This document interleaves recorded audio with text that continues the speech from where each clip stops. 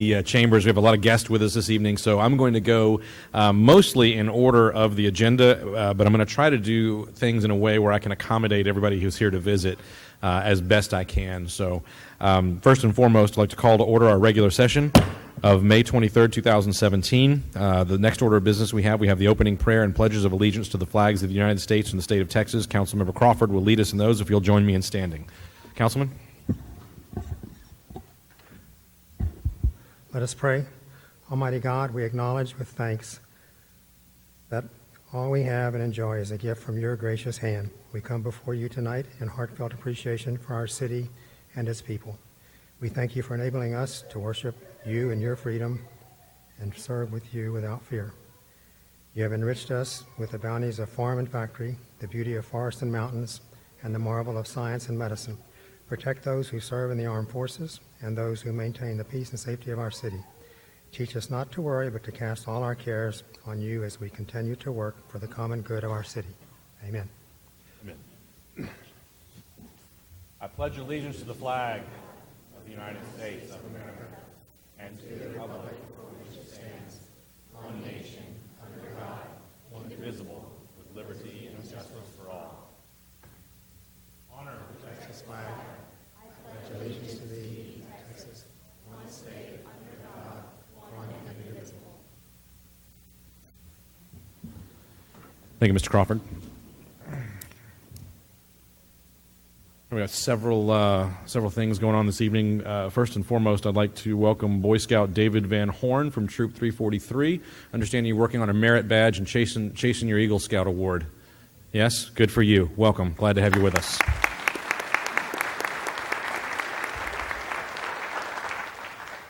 Also this evening, we have two former council members with us, first and foremost, and former councilman Mr. Greenwald, who served 9 terms as mayor pro tem, a record that will never be broken. Mr. Greenwald, thanks for joining us this evening.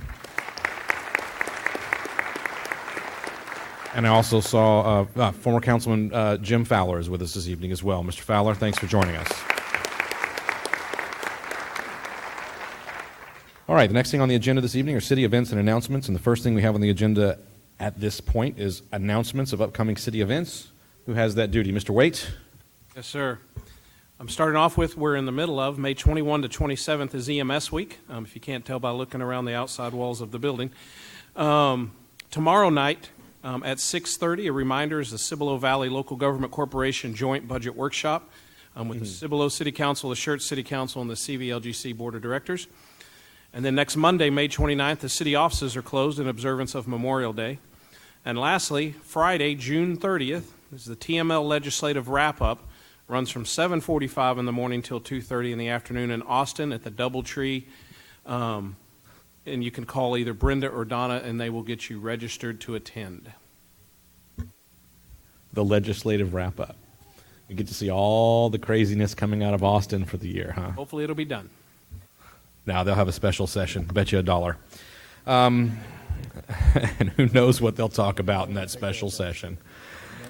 All right. Well, clearly we're in the safest place in about 5 counties with all of our EMS folks here right now. So if anybody is going to have an event, now's the time and safe place to do it.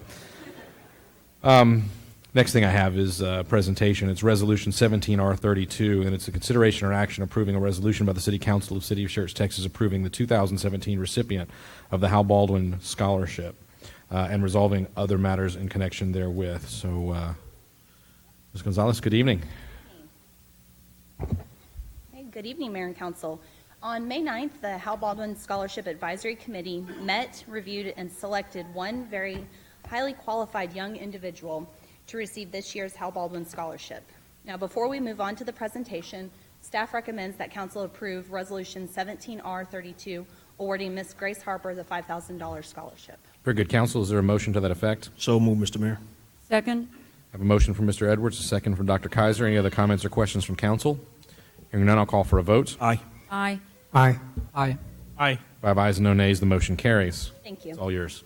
Now I would like to invite Mayor Carpenter and any scholarship committee members who are here in the audience to come help with the presentation.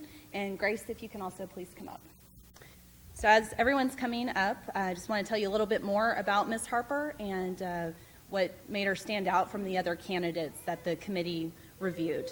So Grace is a senior at St. John Paul II Catholic High School and has accomplished so much already. It is really quite impressive. From being a Hispanic National Merit Scholar to Executive Council President of her Student Council to choir director to varsity volleyball player, these accomplishments only begin to cover the tip of everything she's involved in. On top of that, she is taking 4 advanced placement classes where she has obtained a cumulative 4.33 grade point average on a 4.0 weighted scale. Grace has been accepted into Texas A&M University, whoop, yes, thank you, and plans to pursue her bachelor's degree in forensic science with a minor in Spanish. She is very focused on her ultimate career goal, which is to dedicate her life to public service with her pursuit to work for the future security of our great country. She plans to attend medical school to become a forensic pathologist and aspires to work for the FBI because she feels a calling to serve and protect her country, especially in the field of counterterrorism. Grace states that counterterrorism is the largest focus of the FBI today, and they need motivated and hardworking individuals. When asked about what the meaning of public service means to her, Grace states that the goal of public service should be for one to use everything in their power and ability to further the common good, and that those in public service should put the needs of the people or body they serve above all, especially their own, and should strive to better the lives of their people. The Scholarship Committee agrees and looks forward to seeing great things from you, Grace. Congratulations.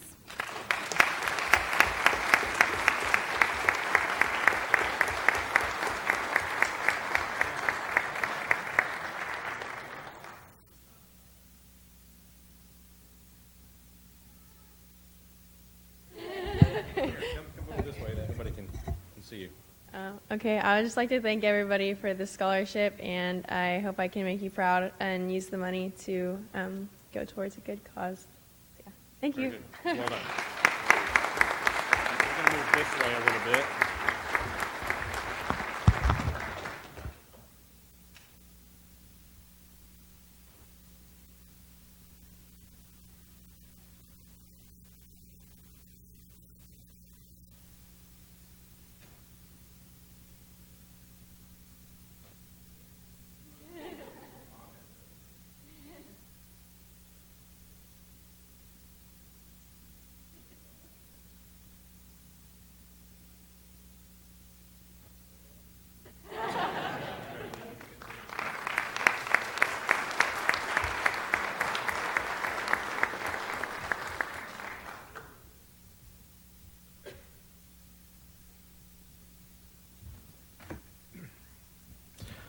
All right, next on the agenda this evening, we have the introduction of the fiscal year 2017-2018 Sweetheart Court Ambassadors.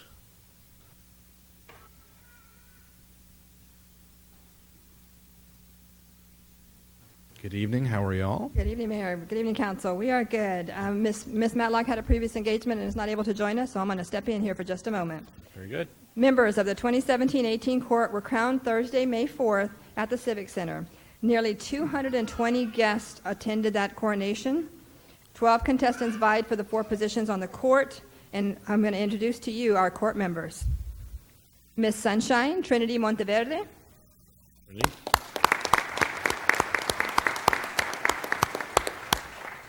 Miss Friendly City, Ashley Perner. Miss Jubilee, Carla Sanchez. And our Miss Schertz 2017-18, Miss Corinne Middlestadt.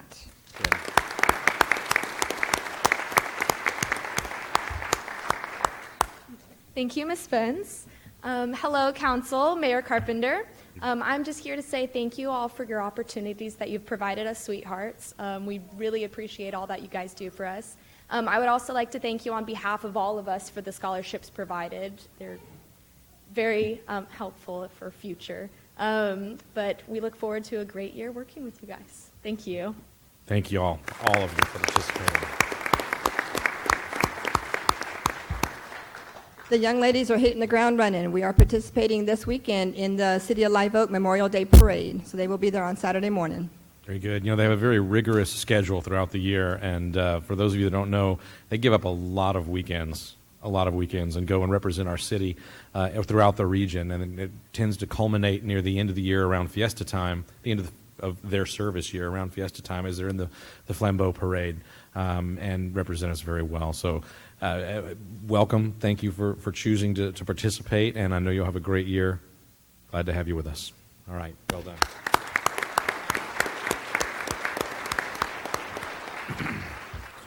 All right, I'm going to move a little bit around the agenda here. I want to go to item F on the presentations, which is a presentation by the EMS department regarding a cardiac arrest survivors, and I'm going to loop into that the proclamation recognizing National EMS Week. So I think first I'll turn this over to Mr. Mabbitt, and then I will follow. I'll come down there and join you with the proclamation.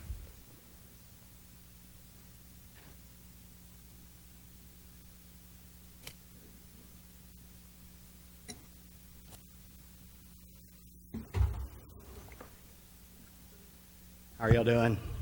Good. Mr. Mayor, Council, EMS Week, it's not just about EMS. You know, it begins with the patient knowing when to call 911. It's the bystander who stops and helps, especially with CPR. It's to the dispatchers who calm the family and give dispatch instructions. It's the patrol officer who hears the medical call go out and responds to help. It's to our first responders and fire departments who are medically trained to assist, and of course to our medics who are trained well, and I just happen to get to work with some of the best in Texas. Our medical director as well, it ends with our medical director. This is Dr. Butter. He allows us to work on protocols, and he says what we can and cannot do, and we have some pretty aggressive protocols, so we're pretty happy about that as well. And of course, Mike Schoen is our clinical manager. He's in charge of not only training our department, but all of our fire departments. So that's about 300 personnel that he trains. So without further ado, we had 8 cardiac arrest saves for the last year. On October 8th, from Cibolo Fire Department, Tony Schmidt, firefighter Mendoza, firefighter Velez, and they're all going to be coming up, and we're going to recognize them. From our crew, paramedic Mike Rice, paramedic Matt Garcia, field training officer Brandon Hill, and believe it or not, I was actually on this call. They let me drive the ambulance, which was nice, or maybe just crazy on their part. We also had a Cibolo police officer. He was there first, and he actually did CPR. This was a 54-year-old male. He was in cardiac arrest. The officer arrived first and began doing CPR. Cibolo Fire Department then arrived and took over. They shocked the patient with their AED. Just took one time, and he had a nice strong pulse. He was breathing on his own. Our crew arrived and gave him some medication for his heart. He was in ventricular fibrillation when they shocked him, and they let me drive. And I drove well to the hospital, and we got him there on his own. This gentleman was very happy, obviously, for us when I talked to him. Unfortunately, he could not be here tonight, but I did want to recognize our crew. So. Indeed. Very well done.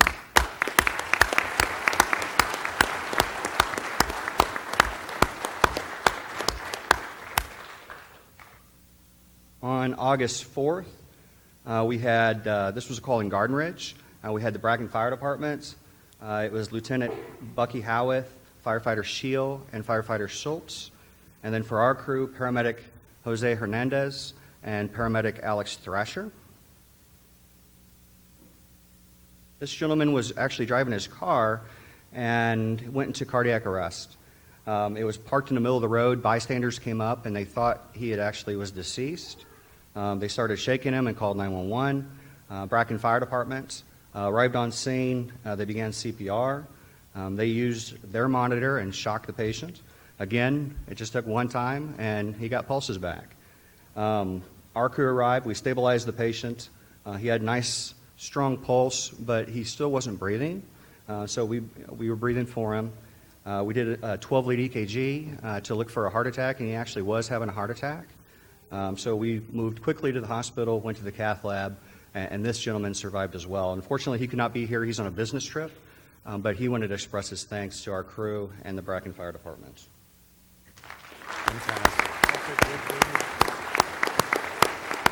Good outcome. This is the last person that couldn't be here tonight. The rest are here. This was on January 12th of this year. He was a 79-year-old male from Universal City. Fire department was Captain Hubbard, Lieutenant Lewis, and firefighters Gonzalez, Soto, and Brown. And then our paramedics was Field Training Officer Eddie Rodriguez, paramedic Tyler Bowker, and then we had a supervisor on scene, Matt McCollum.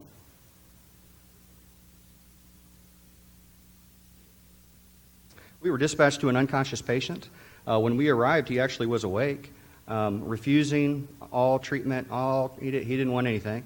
He's probably like most men, pretty stubborn. We were able to talk him into doing a 12-lead EKG, and Eddie over there, he found that he was actually having a heart attack. And unfortunately, the gentleman still did not want to go to the hospital. And Eddie tried, and he actually told him that if he doesn't go, we will be back in 30 minutes, and he would be unconscious. I think that's what you told him, right? So they still tried, talked to one of his sons, and while they were trying to still talk to him, he did go unconscious and lost pulses. We are at that point, we can treat him. So we put him in into our ambulance. We shocked him. He got pulses back. He was awake as we were pulling into the hospital. And unfortunately, we could not get a hold of this person. I think he might still be mad at us for taking him to the hospital, maybe. I don't know. But these guys did a great job on getting pulses back on that gentleman. Very good. Well done.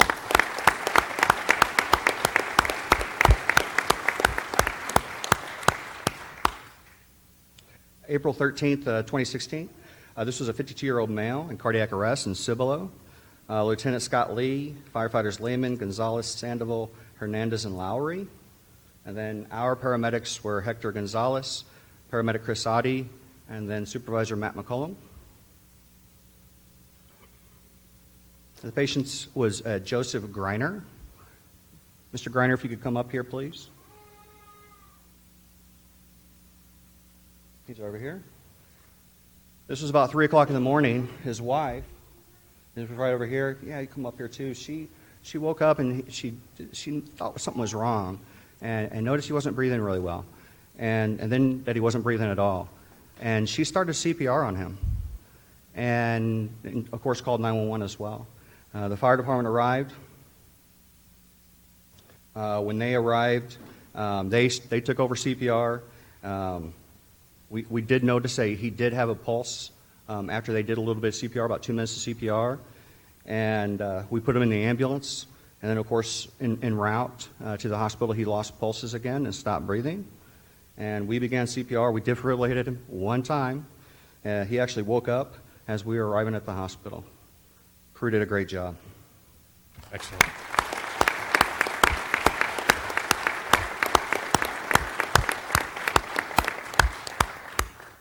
This was the next day, April 14th, 2016. Call in Universal City. The fire department was Captain Jesse Hubbard, firefighters Gonzalez, Keller, and Soto. Our crew was Field Training Officer Chris Forster, Leon Allegretti, and Matt McCollum. You're our supervisor again. The call was at Olympia Hills Golf Course. Mr. Ronald Baggett, if you'd come up here, sir.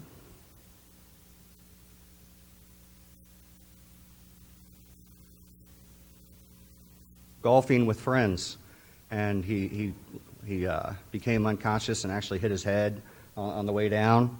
When our crew arrived, they noticed that he was not breathing, had no pulse. UC Fire Department placed an AED, defibrillated one time. He was in ventricular fibrillation, so his heart was quivering. After they shocked him one time, he did regain pulses. Our crew stabilized him and gave him a medication to try to avoid to go back into that rhythm. At the hospital, he was awake and talking.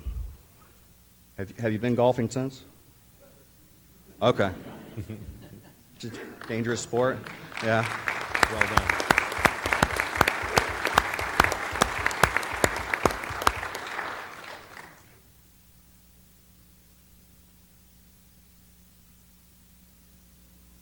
November 20th, 2016. This was out in Bracken and Garden Ridge again. The fire department was Lieutenant Howarth, and Firefighter Seal and Vieira, and I believe Chief Zip is here as well. Our paramedic crew was Mark Southwell, Fred Kurzban, and Matt McCullum. I'm seeing a pattern. Robert Dowlern was the patient. He was a 75-year-old male. Mr. Dowlern, you can come on up.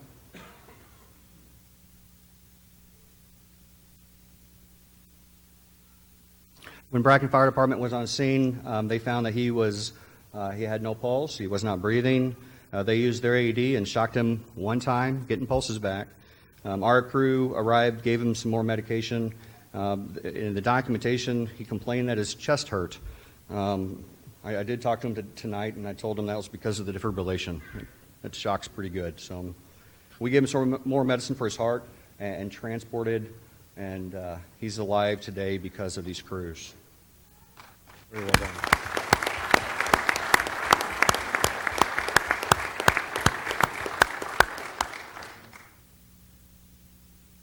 This call was in Universal City. The fire department was Captain Bobby Martin, Lieutenant Keith Clark. I'm going to mess up these names bad. Firefighter Rangapan, I know that was wrong. Firefighter Gendrish, Tijurna, and Bass. Our crew was paramedic Matt Gonzalez, paramedic Raul De Leon, and supervisor Matt Troncoso. The patient was Ramon Trevino. Sir, if you could come up here. You can come up right here.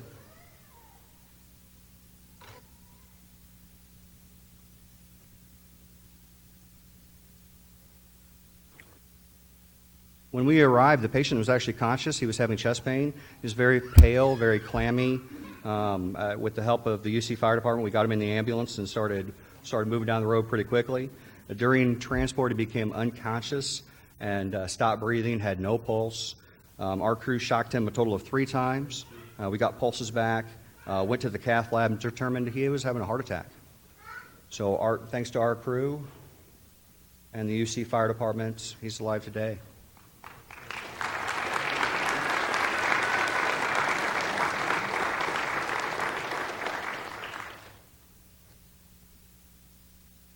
August 29th, 2016, this was at Clemens High School. We have a lot of people on here on this name, on this slide here. Schertz Fire Department Lieutenant Spasari, firefighter Craig Starr, firefighter Sawyer Marks. Our crew was paramedic Jose Hernandez, Matt Garcia, supervisor Jason Birch, and then Mike Schoen, he assisted. We also had a school resource officer on scene, Sergeant Mixon. And then several people from the SCUCISD.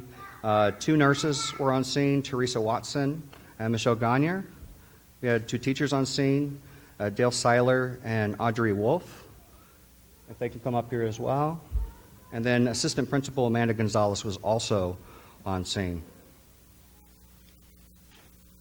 Jordan Thorson is a 16-year-old male. He was in class. Jordan, you can come up here with your mom. His mom is Maria. While at school, he had a possible seizure. He stopped breathing, had no pulse. These teachers came to his aid very quickly, assessed and determined he didn't have a pulse, he wasn't breathing. They began CPR on him. Sergeant Mixon was there very quickly as well. The assistant principal was calling 911. They grabbed the AED that's at the school. They shocked him twice. Our fire department arrived. They shocked him another time. When our crew arrived, he did have pulses. We were able to stabilize him and get him to the hospital, and he's right here, over here. He now has a pacemaker and defibrillator.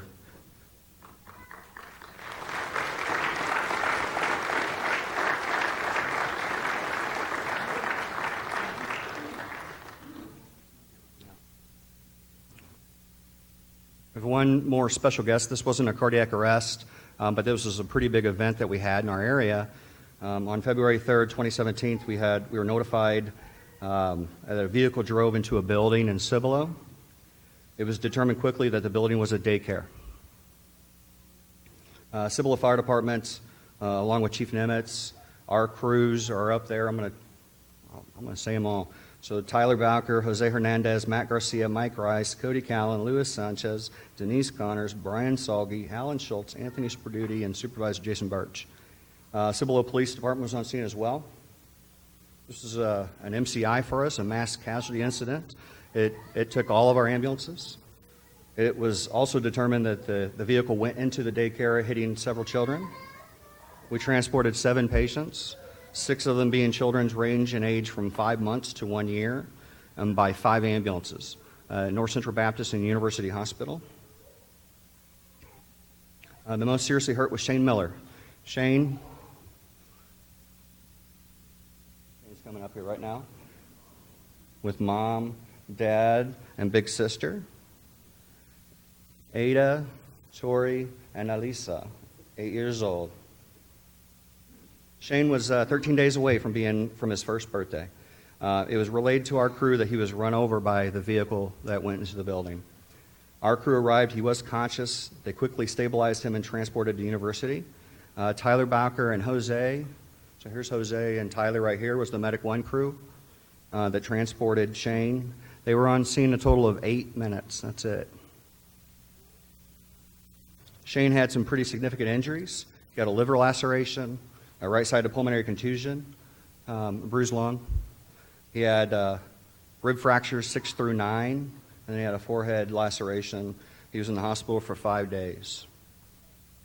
This was a picture of the daycare. That was a picture of the daycare.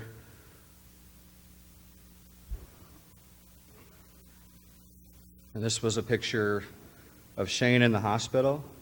You can see his injuries. And you can see that he's a bouncing boy right now. He is crazy. Look at him. But outstanding job by all of our crews, the Cibolo Fire Department, the Cibolo Police Department that day. It could have been a lot worse. So they did a great job.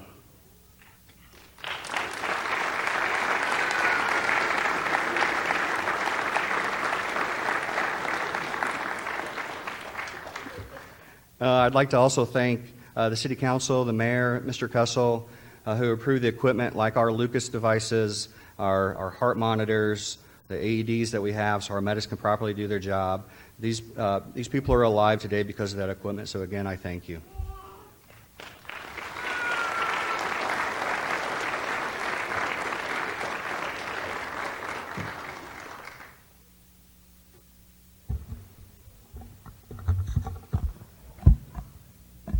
First and foremost, for all of you that are here from other organizations, other cities, thank you for joining us this evening, and thank you for working with us as we all respond together when these things happen. It's a remarkable thing when we think about the role of local government, and quite frankly, at the apex of what we're supposed to do is protect life. It's to take care of one another, and that's what all of these people choose to do every day. And as a result, you see these people that are alive today that 100 years ago it wouldn't happen that way. These folks make that miracle happen every single day. Every single day. There's no better exposition, if you will, of their courage and their self-sacrifice than what you've just seen. But I do want to read this proclamation into the record and make sure that it is consistently a part of our annual observance. It's perfect. It's perfect.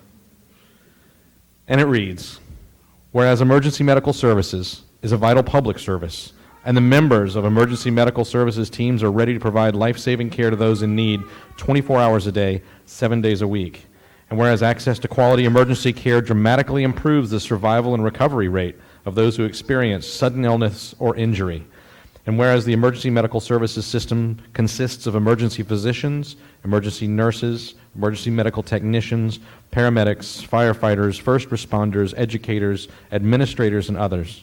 And whereas the members of emergency medical services teams, whether career or volunteer, engage in thousands of hours of specialized training and continuing education to enhance their life-saving skills.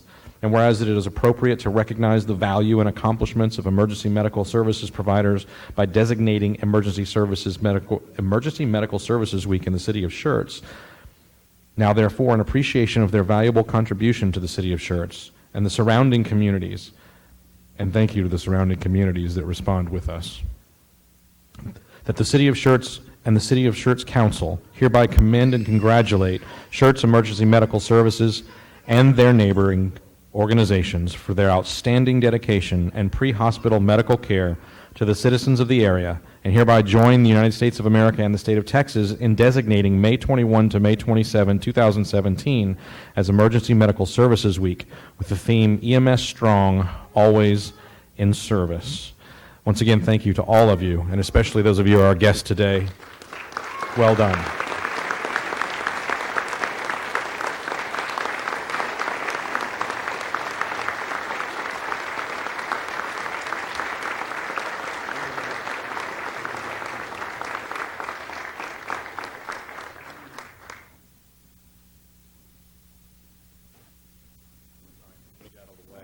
Stay here. They want to take pictures. I don't know how. You don't have. You're gonna do it outside. Okay, great. Very good. Well, then let me stand back here. We're gonna have a brief recess of council. Let's all go outside and take a picture.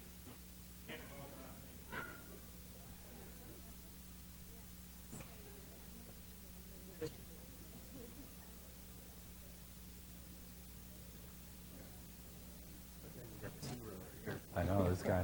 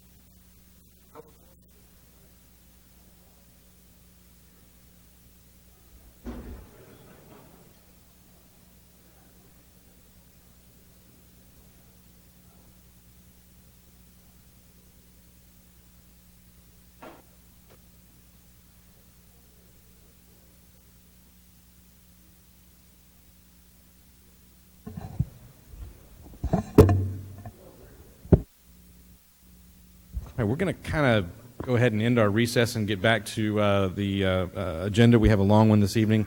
But I'd like to kind of continue to work my way backward, if I may, because it's related to what we just discussed with regard to EMS Week, and we have a presentation by DXE Medical, an AED donation to BVYA. So.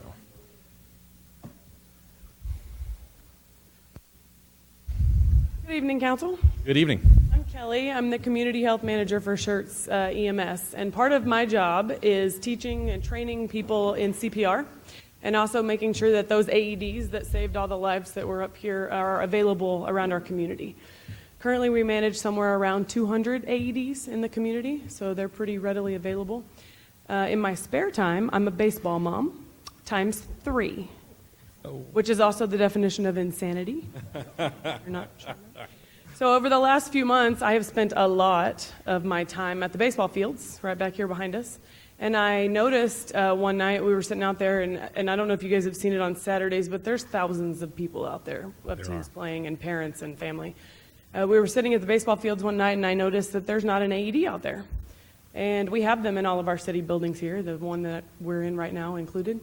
And I thought to myself, we buy a lot of AEDs from DXE, and I wonder if I could just ask if there's any way, because BVYA is a really good organization that does a lot of nice things for kids, if we could get one donated. So I reached out to DXE, and they were nice enough to donate an AED. Where's Mr. Cavazos? Back here. This is Dan Cavazos. He is our rep from DXE, and this is Johnny McDowell. He's the president of BVYA. So DXE was kind enough to donate a refurbished AED for us to have out at the ball fields, and we have that now. I actually don't have it with me. We're going to get it out at the ball fields, but they do have an AED now, so there'll be one out there for those Saturdays when the craziness is happening. So, First of all, fantastic. Thank you. That's excellent. I just want to thank them, first of all, and of course all these guys are gone, but you know, on any given day we have a lot of kids and families, and just this past weekend we had I'm going to define him as probably a great-great-grandfather who was at the ball fields and took a little tumble, and Schertz EMS was out there. We're very fortunate that we have a lot of them coaching their kids and watching their kids. So usually if we get on the PA system and say, is there a nurse in the house, we have to do crowd control. So, but they did respond very quickly. The guys came over and dealt with him, and he was fine. But we're very fortunate that our parents look out for us. So we're going to put it up on the wall, and we're even more fortunate. I was telling her, we have one of our board members who is a certified AED trainer, so I guess we get to do that now. So thank you all very much. We appreciate it. Thank you, Johnny. Appreciate the work that you do as well. All right, I'm going to go back to the regular order. Sorry if I've made it where it's hard to tell where that is, but we're going to go to item C at this point, a presentation by the University of Incarnate Word MBA students regarding their capstone project on the Schertz Municipal Solid Waste Program. So, first of all, welcome. Thanks for joining us. Good evening, Mayor, members of council. I'd like to introduce Daryl Irby to y'all. Daryl is one of a 5-member team that all graduated last weekend, right? And he's the only one that made it. Congratulations to you. Well done. It's a lot of work. Back, you may remember at our Council on the Go meeting back in February, we brought up some concerns that citizens were having about some unfairness in solid waste pickup once a week versus twice a week. We spent a lot of time discussing that with the large crowd that we had there. When we left there, Councilmember Dr. Kaiser hooked Mr. Kessel up with Dr. David Vequist, who's the professor of management and strategy in the MBA program at University of Incarnate Word. He's the one that directs these guys through their capstone project, and said, hey, you may want to talk about maybe this solid waste thing as a project. So we went out there and presented this to the entire class, the entire group of MBA students that were getting ready to graduate. It was some tough competition.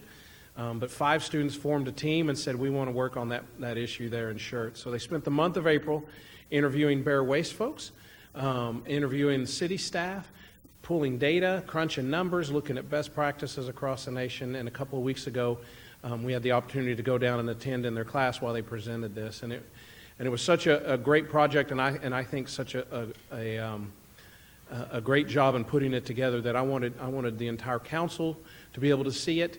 And to be able to kind of get an idea of, this may not be our final plan for moving forward, but it is a great glimpse into what is going on in solid waste around the country and some of the best practices that we may want to look at employing moving forward here in the next few years to lower the cost to our residents and be better stewards of the overall environment. So with that, I'll turn it over to Daryl and let him go. Very good. Thank you. Daryl, welcome. I have a PowerPoint presentation. I don't know how to. Jason didn't kill his. I'm guessing it's not that one. We're probably not going to use our ambulance to do pickups.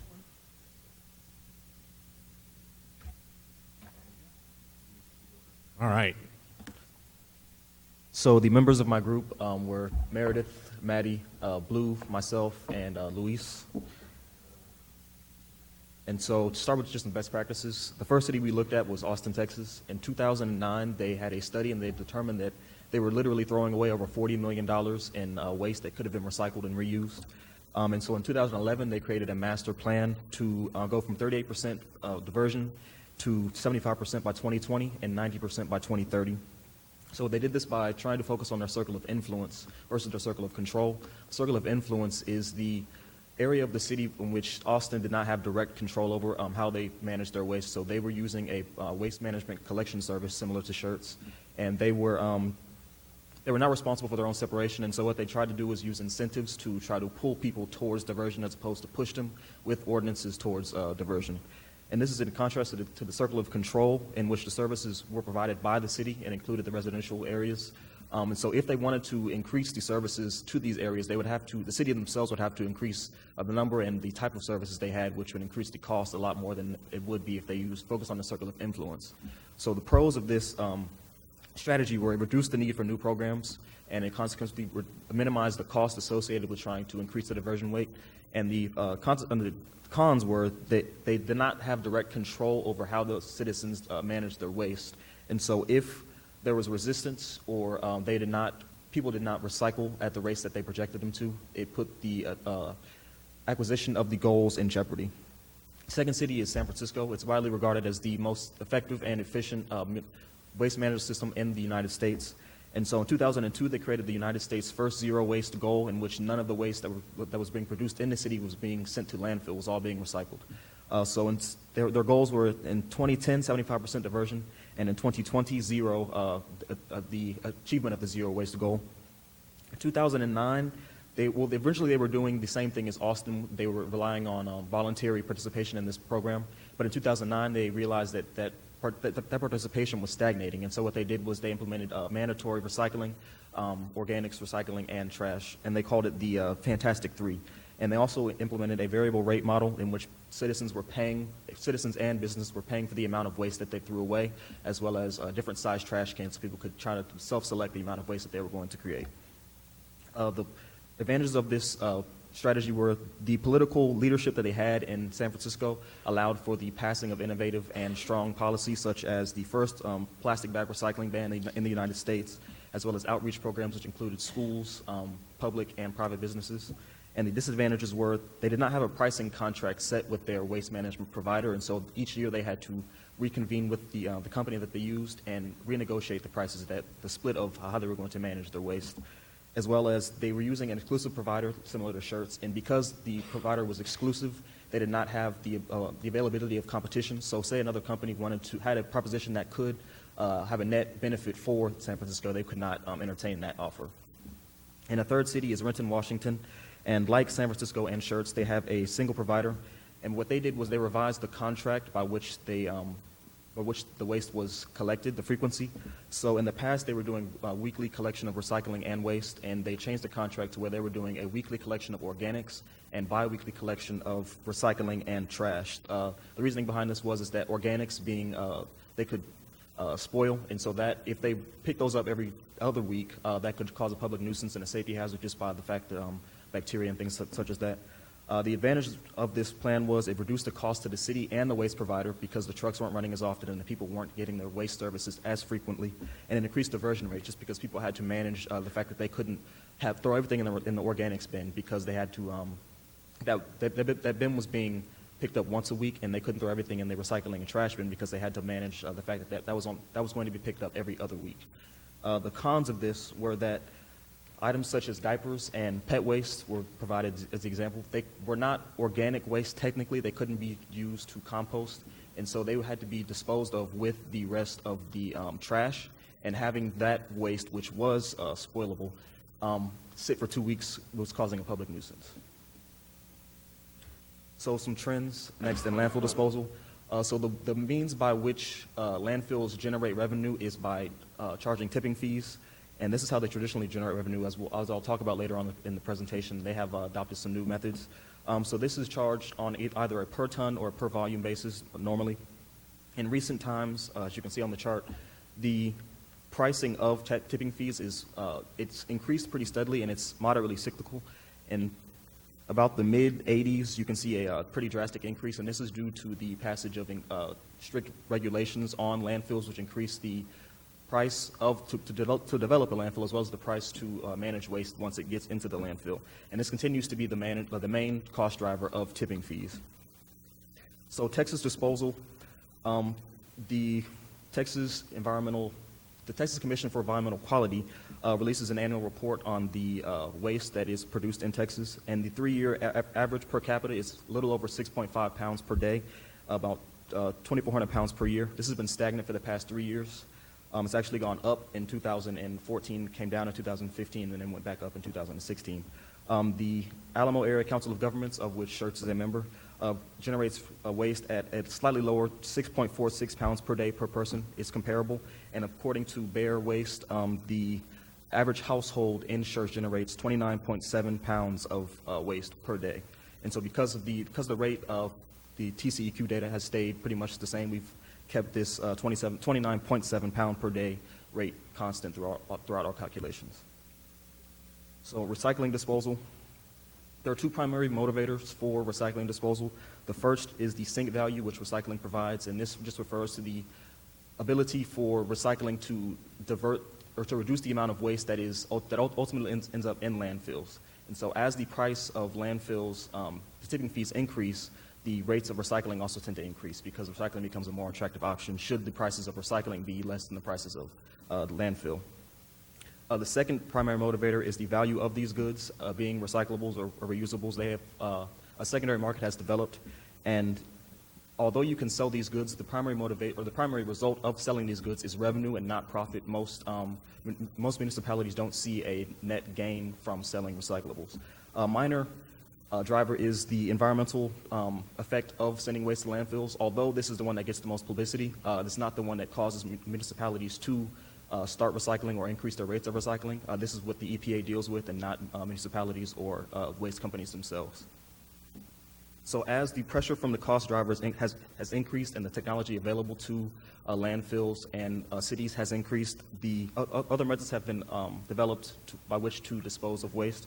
So if I go back to this past chart, you can see that the drastic increase in tipping prices occurred in the mid-1980s, and on this chart, the amount of waste that is sent to landfills has stayed pretty much constant throughout from the mid-1980s until today. And as people have generated more waste, they have started using more and more frequently different methods by which to dispose of the waste. This includes recycling, which everybody knows about, composting, which is when you send organic waste. When organic waste decomposes in anaerobic conditions without oxygen in the conditions of a landfill, it produces methane, which is a greenhouse gas, which has been proven to have at least 25 times more efficient greenhouse effect than carbon dioxide. But when it decomposes in aerobic conditions, what companies do is they put it in a big pile, essentially. They turn it every few months, and they turn that into either fertilizer, for which it can be used in agriculture, or mulch, which can be used in landscaping. And combustion, this methane can be recaptured and used for it can be burned off or it can be transported, but it cannot be stored. So a lot of landfills either take this and they burn it, make electricity with it to provide, just to offset some of the operational costs of the landfill. But if they have enough methane, they can use that to generate a small revenue stream. So some info about recycling commodities pricing. Recyclables, especially commingled recyclables, which consist of plastics, glass, and paper, they have to be separated. They can't just be bundled and sold as is. And so these are separated by two different means, either by machinery, which has a high cost of implementation, or by a high cost of implementation and a low cost of operations, or by hand, which has low startup cost and high operational cost. So as an increase in labor occurs, it increases the pricing of recycling. In plastics in particular, being petroleum-based products, as oil prices stay low, the cost of generating new plastics is reduced, and the prospect of generating new plastics becomes more attractive. And so in recent times, as the price of oil has remained pretty depressed, it puts pressure on recycling companies just because it costs more to recycle plastics than it does to generate new plastics. So Bear Waste gave us information that indicated that Schertz recycles at a 17% diversion rate. This is all recycling at this point. And Republic Services currently estimates per 2017 that these recyclables can be sold for $155 per ton. So with these factors in mind, my team developed a goal of 50% diversion of residential municipal solid waste for Schertz by 2030. This is to be accomplished in 3 phases. The first phase involves the implementation of a single-week pickup citywide, as well as recycling emphasis. This is to be done by a public awareness campaign. And the second phase involves organics. Once again, the public awareness campaign would shift its focus towards organics, and the city would begin collecting organic recyclables. And the third phase would be a variable rate pricing model in which, as I mentioned before, citizens are charged by the amount of trash that they produce. And the graph indicates that about 70% of all waste created in a municipal setting is recyclable. This is where we got our 50% diversion rate number from. So the first phase involves public awareness campaigns, which would be directed at schools and residences. The models that we found, a lot of cities attached information to billing statements so that the households wouldn't really have an option but to see them, as well as going to schools and getting the kids involved, because children are a very big driver in recycling. They have been found to be a very effective way of influencing households. The second part of this phase involves weekly collection. Currently, the city has some citizens or some households seeing twice weekly collection and some citizens seeing once weekly collection. So we estimate that if you were to switch to a single week collection citywide, it would save $408,000 in 2018 next year, and by 2030, this amount would raise to $552,000. And the last part of this phase would be a distribution of recycling cans, by which, and this is giving citizens an easier opportunity to recycle waste as opposed to having just a small bin. So the second phase involves public awareness campaigns switching to organics, and the implementation of organics recycling after these organics cans have been distributed to all households. And the third phase involves public awareness that would just be ongoing, just to keep citizens informed about what's happening with their waste, how recycling benefits them and the environment, and what recycling can do for reducing costs and reducing the amount that they end up paying. And the third is variable rate pricing. So variable rate pricing, as I said before, is the practice of charging citizens based on what they pay. This is done in a variety of methods, either by weight, by cans, so people are charged based on the number of cans picked up, as Schertz does to a degree currently, or by charging people based on the size of the can. So, for instance, if you have a 32-gallon can, that would be charged at a lesser rate than a 50-gallon can, which would be charged at a lesser rate than a 96-gallon can. So, this variable rate pricing has been proven to increase the amount of diversion. So in Vermont, they ran a study and found that the municipalities that had implemented variable rate pricing saw a 25 to 45% increased diversion rate.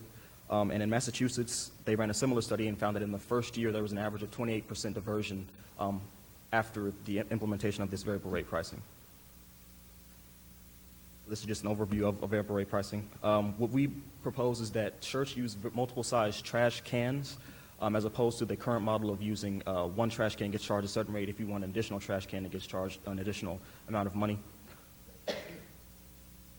And this is the price at which we suggest that Schertz charge the trash cans. So this is based on the current price per gallon that's charged to the citizens. So the small can would be a little more than $8.50, medium can would be $12.50, and the large can would be $20.18. So the $12.50 is charged at the current rate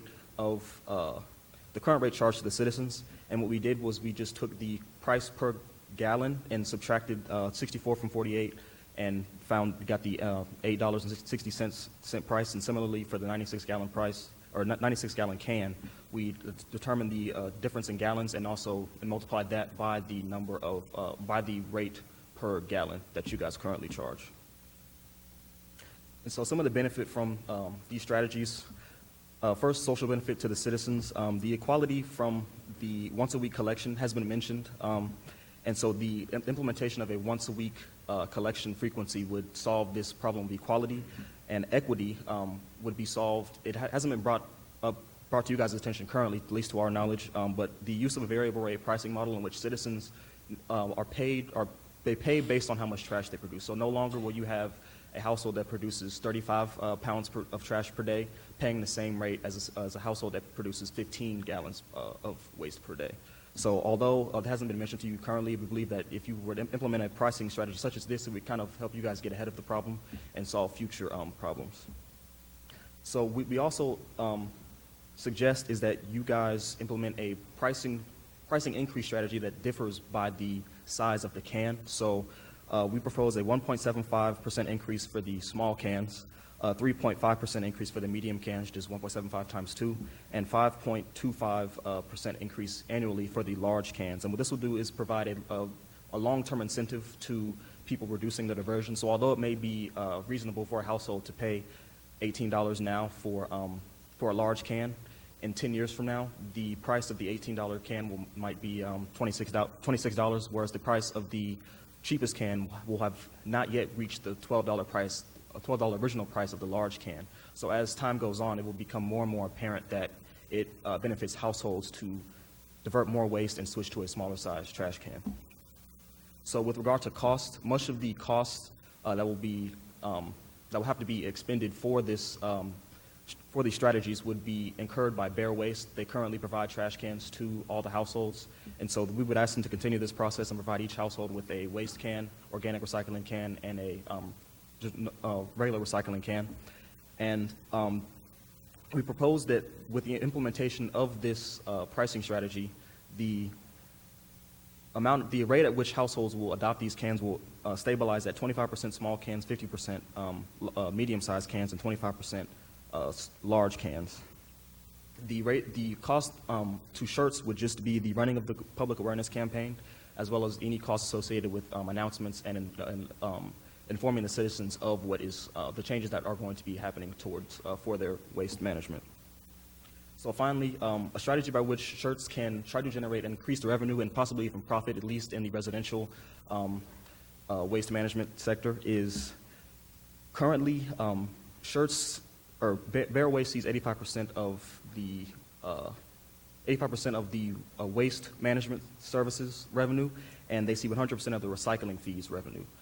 So with this rate in mind, we estimate that in 2019, there will be revenues of $1.9 million with single week pickup, and by 2030 there will be $2.9 million in revenue with the single week pickup strategy. So what we propose is that this is to Bear Waste. What we propose is that the city negotiated contract by which Bear Waste is locked in at those 3% annual increase, and so after that happens, implement the variable rate pricing strategy in which the cans fees are increased at different rates. And so what this will do is allow, this is what the chart at the top depicts. The blue area is the current projected revenues which would go to Bear Waste, and the red is what we propose will be the fees, the extra revenue generated, by the implementation of the variable pricing increase strategy. So we project that this in 2019 will be a $640,000 revenue difference, and in 2030 will be a $1.1 million revenue difference. This is without taking into consideration the value of the recyclables or anything else like that. It's just the fees paid to the city by the citizens.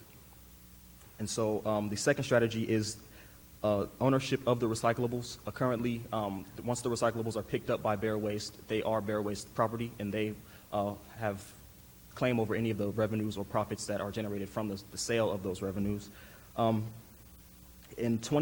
to our projections of the recycling rate, the blue line is the current projected the value of the recyclables at the 17% collection rate, and the red line is the difference in the value of the recyclables with the implementation of the 50% diversion rate goal. So in 2025, the point at which the contract with Bear Waste is currently set to expire, these recyclables will be valued at $2.7 million with the 50% goal, and this is more than $780,000 more than by maintaining the current 17% diversion rate. And so although Bear Waste will incur significant cost by the purchase of the trash cans, the process of getting them to all the citizens and things such as that, By 2025, we project that Bear Waste will have seen an increase in the value of recyclables of over $3.1 million by 2025, by the time at which the contract expires. So we propose to the city is that they negotiate a contract by which they hold claim to a percentage of the value of the recyclables, at which point they will see additional revenue. They will see additional revenue from the sale of the recyclables, as currently the city sees none of those proceeds. So that is the conclusion of presentation. It's a lot there. Council, questions? Mr. Edwards. I'm sorry, I have a couple of questions. I see one caveat. Being a business owner and seeing what typically happens when things happen in communities when there's not enough trash pickup, what I typically see is that at my location, our dumpsters start to overflow from all the neighborhoods of people bringing things. Did you guys take any of that into consideration of what would happen? People to the taking commercial? their household waste and putting it in a commercial. Into the We commercial. did not take that into account, actually. That is something that I see that a lot around our city. That happens a lot. You can find things from furniture to television sets, Wow. and typically, someone that doesn't generate a lot of waste in my particular business, I can't put my trash into the dumpster because of what's happening with that. That's one thing. Second thing. So are we saying that Austin is really the only city or a large municipality that's aggressively reducing their footprint? I'm No, assuming? sir. San Antonio also recently implemented organics recycling campaign. They also do the normal recyclables, organics, and waste disposal. Austin was just, it was identified by the United Nations as a best practices model. So that's why we didn't include San Antonio. The varied fee increase model is taken directly from San Antonio. They implemented that, I want to say, 2 years ago. And so that's where we got that particular part of the strategy from. But as far as best practices, no, we did not take anything from. And on the organics can, there will be lists of what the citizens will actually see, what you can and what you cannot Yes. put into the can. So with residential waste, the majority of organics recycling consists of yard trimmings and just food waste, extra food.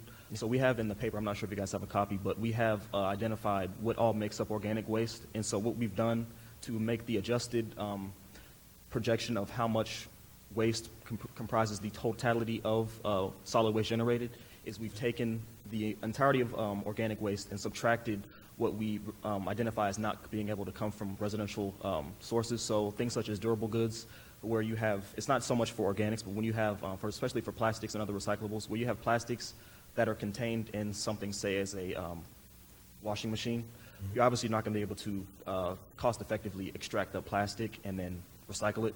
So what we've done is we've subtracted that and added it to the total amount of total percentage of solid waste.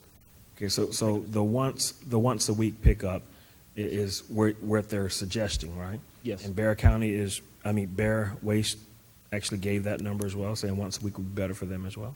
Yes, as far as helping the equality, we figured that it would not be reasonable to keep the current city on some people getting picked up once a week, some people getting picked up twice a week, unless you provided an option by which the citizens themselves could choose their pickup frequency. Okay. So what we suggested to Bear Waste, or what we presented them with, is either a twice-a-week pickup option or a once-a-week pickup option, and they indicated to us that if they were to go to a twice-a-week pickup option, that would cause them to incur considerable fees in the purchase of new trucks, new personnel, and things such as that nature. So it would be much more cost-effective both to the city, because the citizens are the ones that end up subsidizing the cost to the city of waste collection and Bear Waste, and stop them from incurring those expenses related to capital acquisition. Thank you so much. Thank you. Good job. Mr. Gutierrez?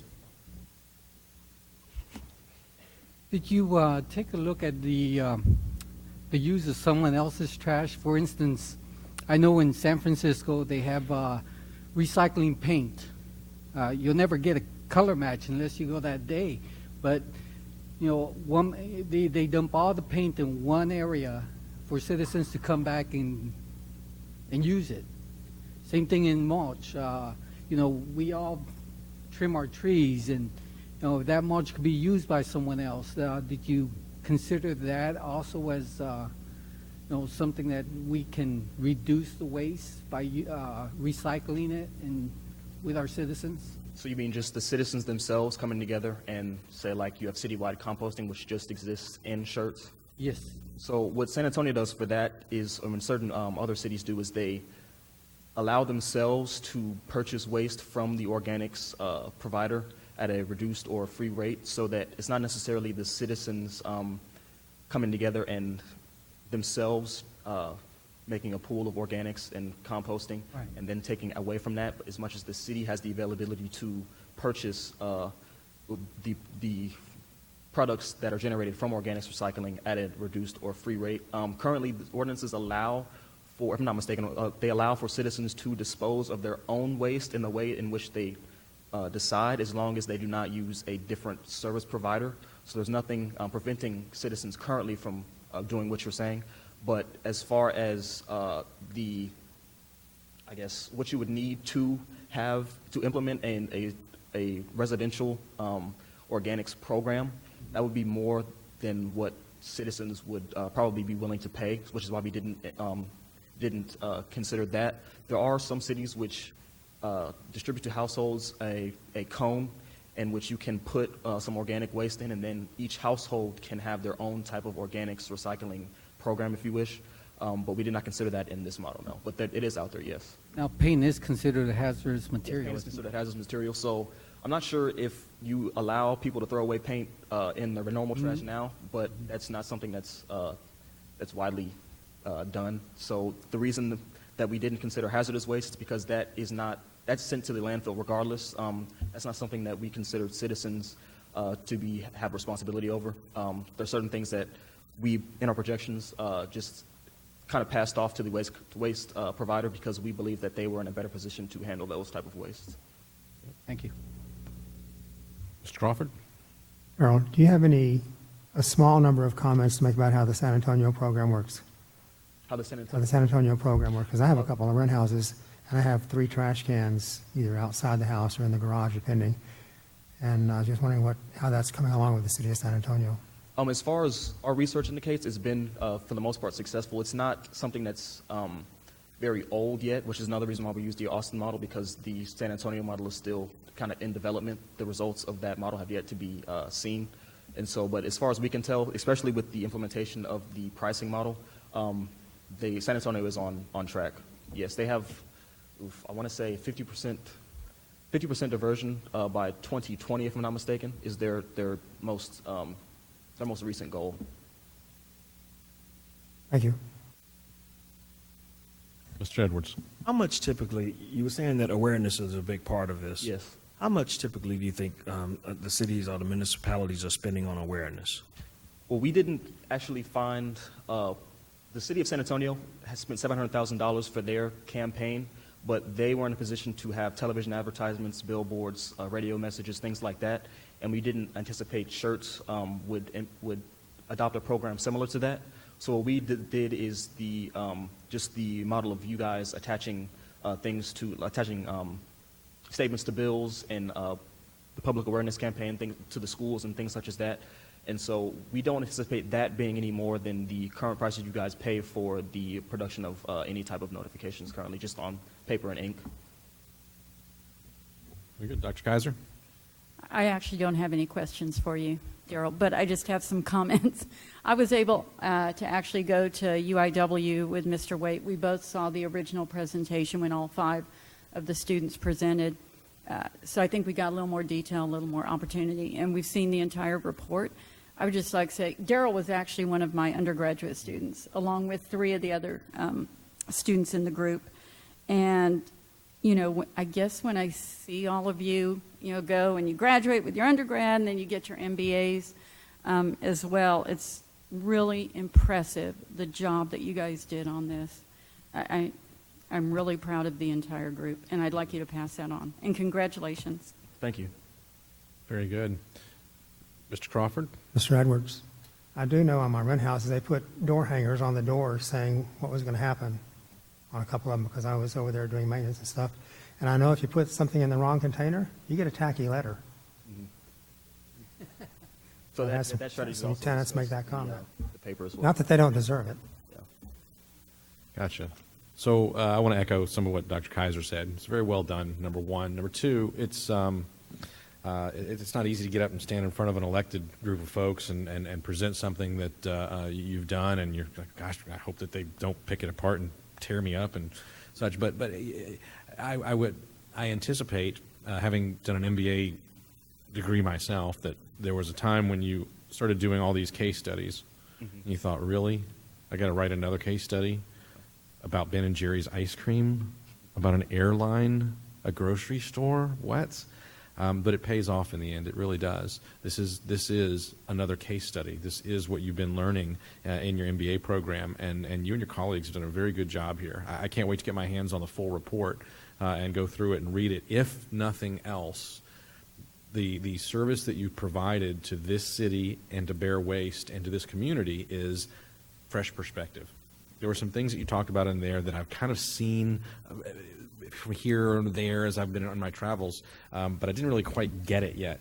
I can't be an expert in everything, and now the work that you guys have done, it gives a fresh perspective to this organization and this community, something we can pull our trigger on. Now, whether we go straight down the line that you've given us, or we go a little this way or a little that way, that's a real service. That is true value to this community. I want to say to our partners at Bear Waste, sounds to me, Miguel, like he came up with a couple of things that we get together on the cost in the beginning, and there's some upside for Bear Waste as far as profitability. There's some upside for the city as far as, and for the residents as far as cost savings, and I'm ready to get into that conversation, and that comes from the work that you and your colleagues did.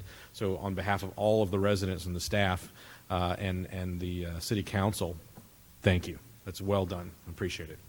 Well done. Miguel, please, come on up.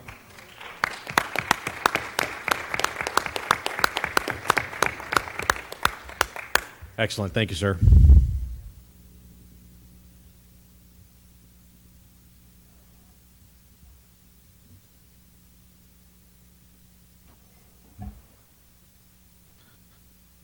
All right. Next item we have presentation of the Schertz City Council Half Century of Service Looking Back, publication from our Historical Preservation Committee. So, Herr Wirtz, good evening, sir. Good evening, Mayor, Council.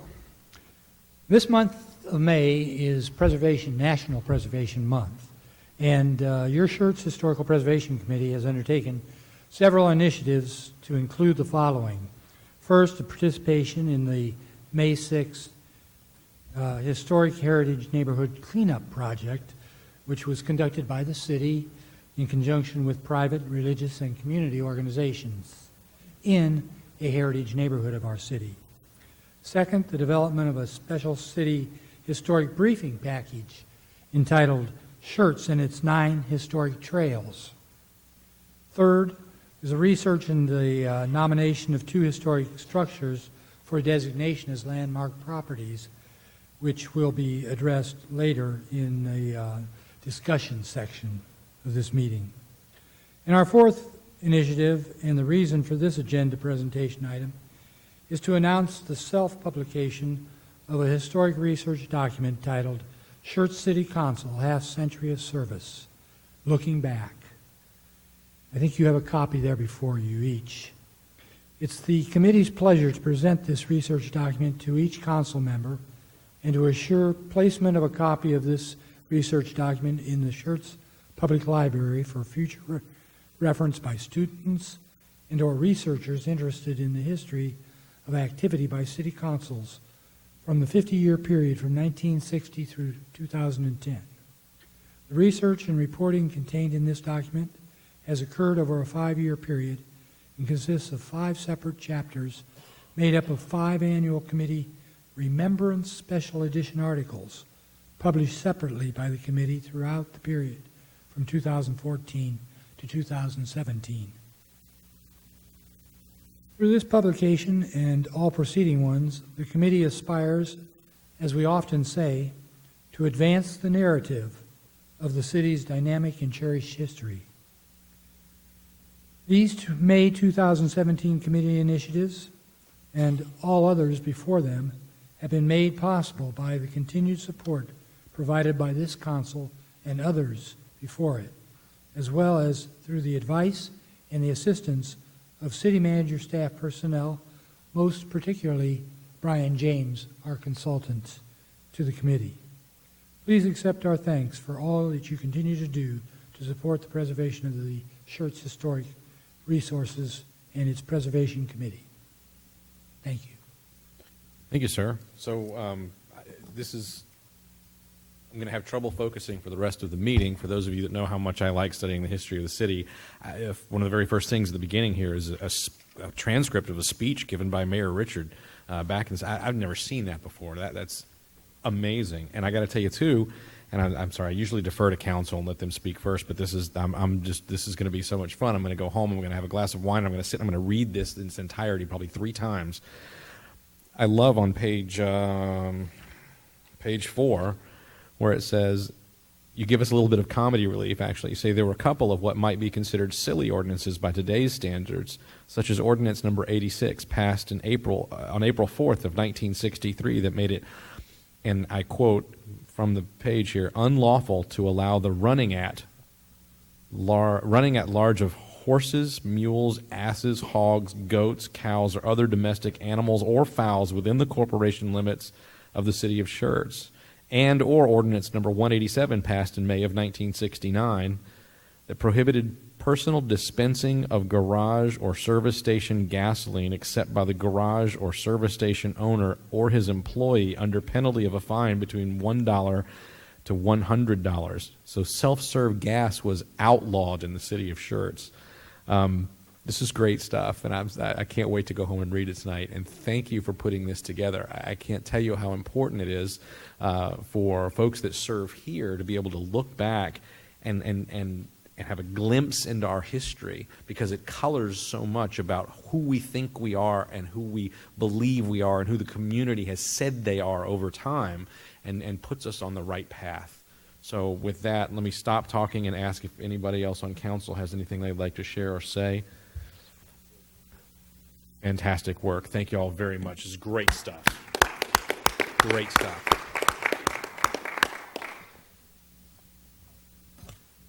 You keep that for me till after class is over. Otherwise, I'm going to not be paying attention to my job.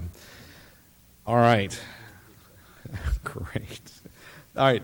With 7:20, we have now the hearing of residents, and I have one person who signed up, and that was Officer Mixon. But I believe that he's already headed out and was signed up probably because of what was going on, so I don't have anyone else signed up to speak this evening, so we'll go on to workshop items. The first item we have this evening is an update, and can I have that book back? No, I'm teasing. Update and discussion on Jubilee and Schertz Q events. So who's got this one? All of you. Okay. Okay, let's see here. Oops, I don't know what I did, not that. So now we're going to talk about 2 things that have a history in our city. The Jubilee dating back to the 1970s. Okay, I'm like,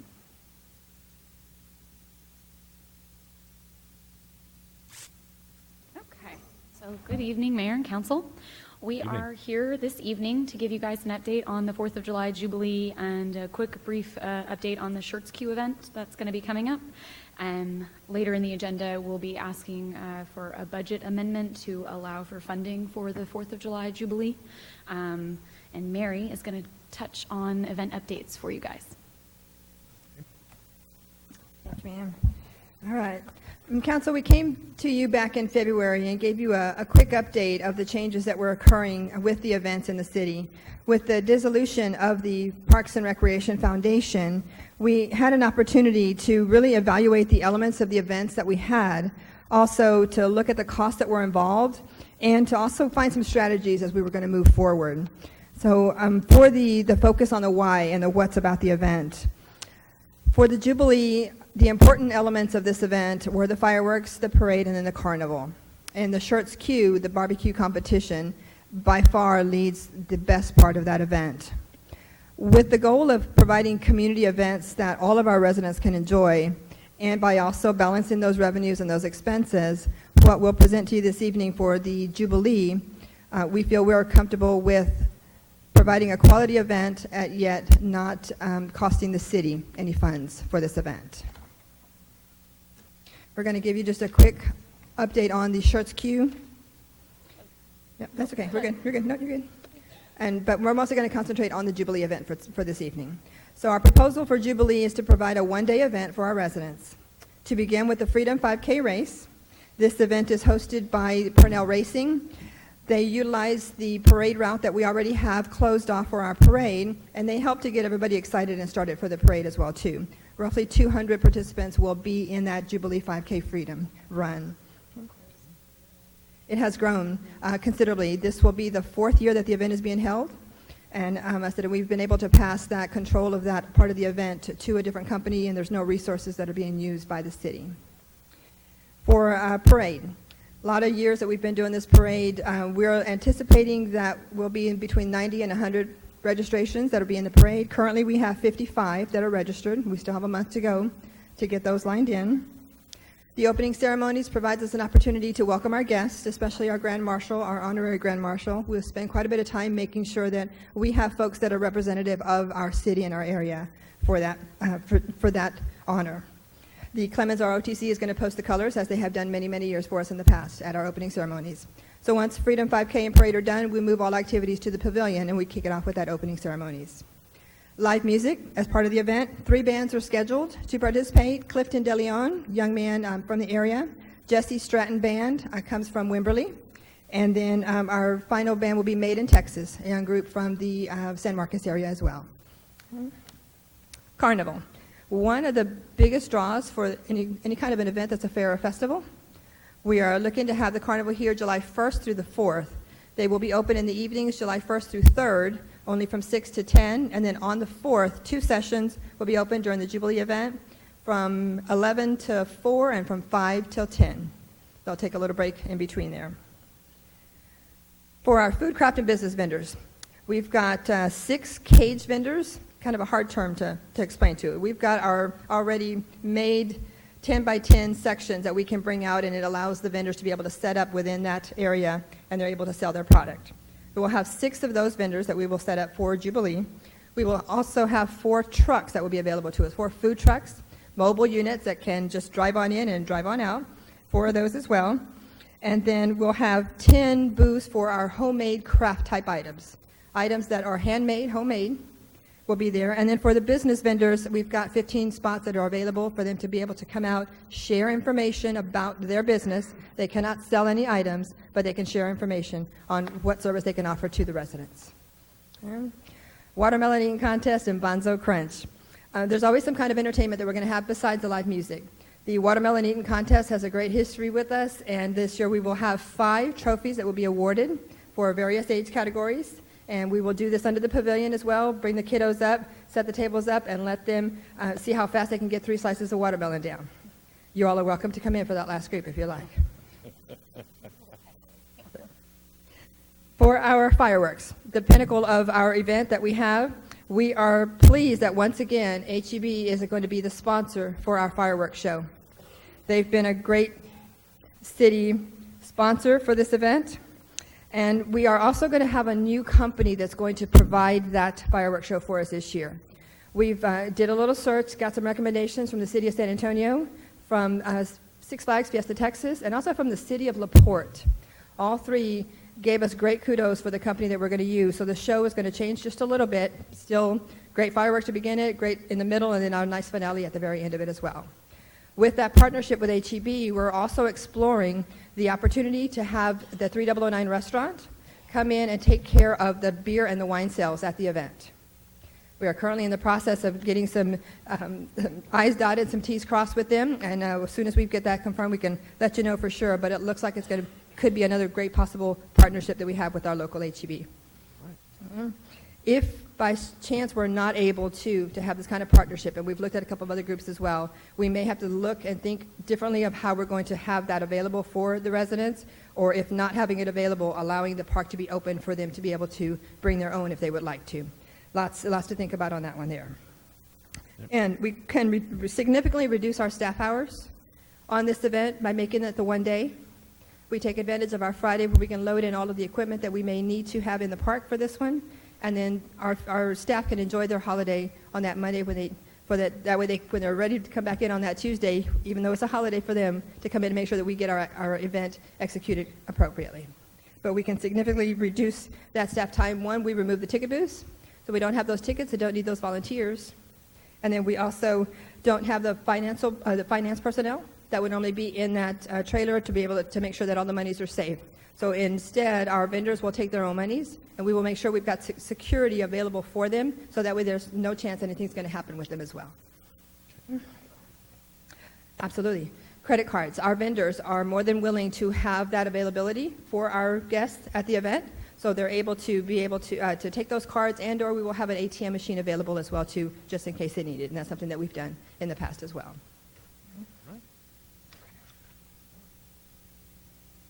Schertz Q, formerly Schertz Fest. The biggest part of this event has been that Section Barbecue Cook-Off. It has grown from 16 teams the first year in 2009 to 94. It's a one-day event for our public. It's really a two-day event for us. On that Friday is when we would move all of the teams in, get them set up into their location, and then on Saturday would be the day for the public to come out and be able to enjoy, not only to see the teams that are competing, but also a couple of other areas that they might be able to participate in. Food, business, and retail vendors, a little bit different than Jubilee. Our food trucks, they would be just trucks, and each one of them would be required to have at least one barbecue-related food item on their truck. The business vendors, we would create a marketplace. Different than what we do for Jubilee with our craft and business vendors. This would be a true marketplace where you can actually come in and buy product. We will try to make sure that the majority of them are barbecue related. So barbecue companies that sell the briquettes, folks, anything along that line that sell barbecue pits, anybody that kind is what we're looking at to do for that one. Okay? And then the retail vendors, a little bit. So we concentrate on craft for our Jubilee. So in the Schertz queue, we're looking at more retail vendors. Maybe somebody that's got a nice jewelry line, or somebody that's got some clothing, or something along that line. Something just to make the event just a tad bit different. Okay?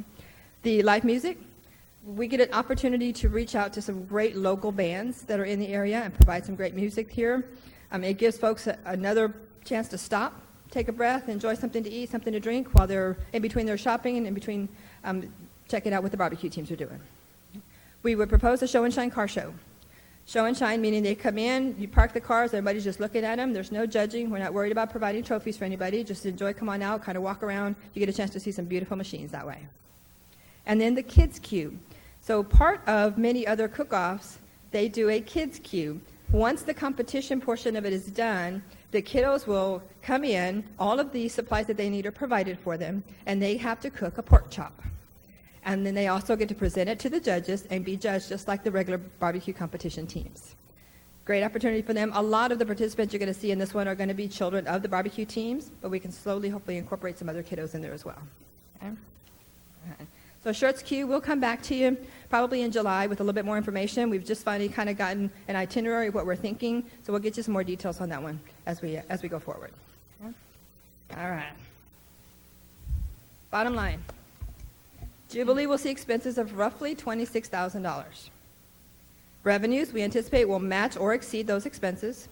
Some of the expenses we incur, the fireworks show, that's a $15,000 show. That is a sponsored show. We have commitment from HEB to cover the cost of that show. Our business parade entries, of the 90 to 100 entries we'll have in the parade, 20 to 25 of them will be businesses that will pay a fee to participate in there. They're getting almost free advertising to go in there with a great group of folks waiting for them, so they'll help us with some of those expenses as well. And our craft and business and food vendors, a combination of those, about 30 or so that we will have, and then there's a fee involved for those, and that is also another product that helps us to offset our cost.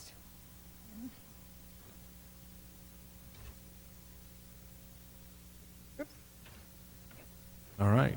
All right, sir. Any questions for us? Absolutely. Mr. Edwards. I have a couple of questions. Contingency planning for both events, have we thought about rain? Because that's happened before. Yes, sir. We have Plan Z on schedule already. We're good. Okay. Second thing, I noticed today when I was out and about, I saw a new Chick-fil-A truck, and they're over in Cibolo, and they're selling Chick-fil-A like you wouldn't believe. I saw that. Thought that was kind of cool, so I might want to extend them an invitation. We have, yeah.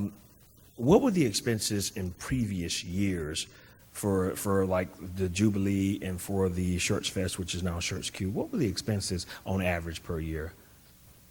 And you can give me that at a later date. Okay, yes. I know Mr. Walters is here. I just want to know what the expenses were previously.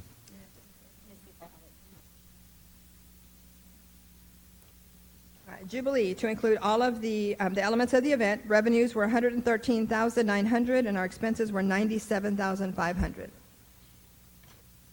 For the Schertz Fest event, revenues of $107,000, expenses of $108,380. And you'll see a lot of that is going to be with our staff time as well. So a lot of that, those dollars that you're looking at will also include that time that we had spent, that employees of the city spent to make sure that the event was executed. We can save some of those dollars by looking at the events a little differently, keeping the elements that we've had in the past, but just rearranging them and using them correctly. Thank you for adding another model of efficiency.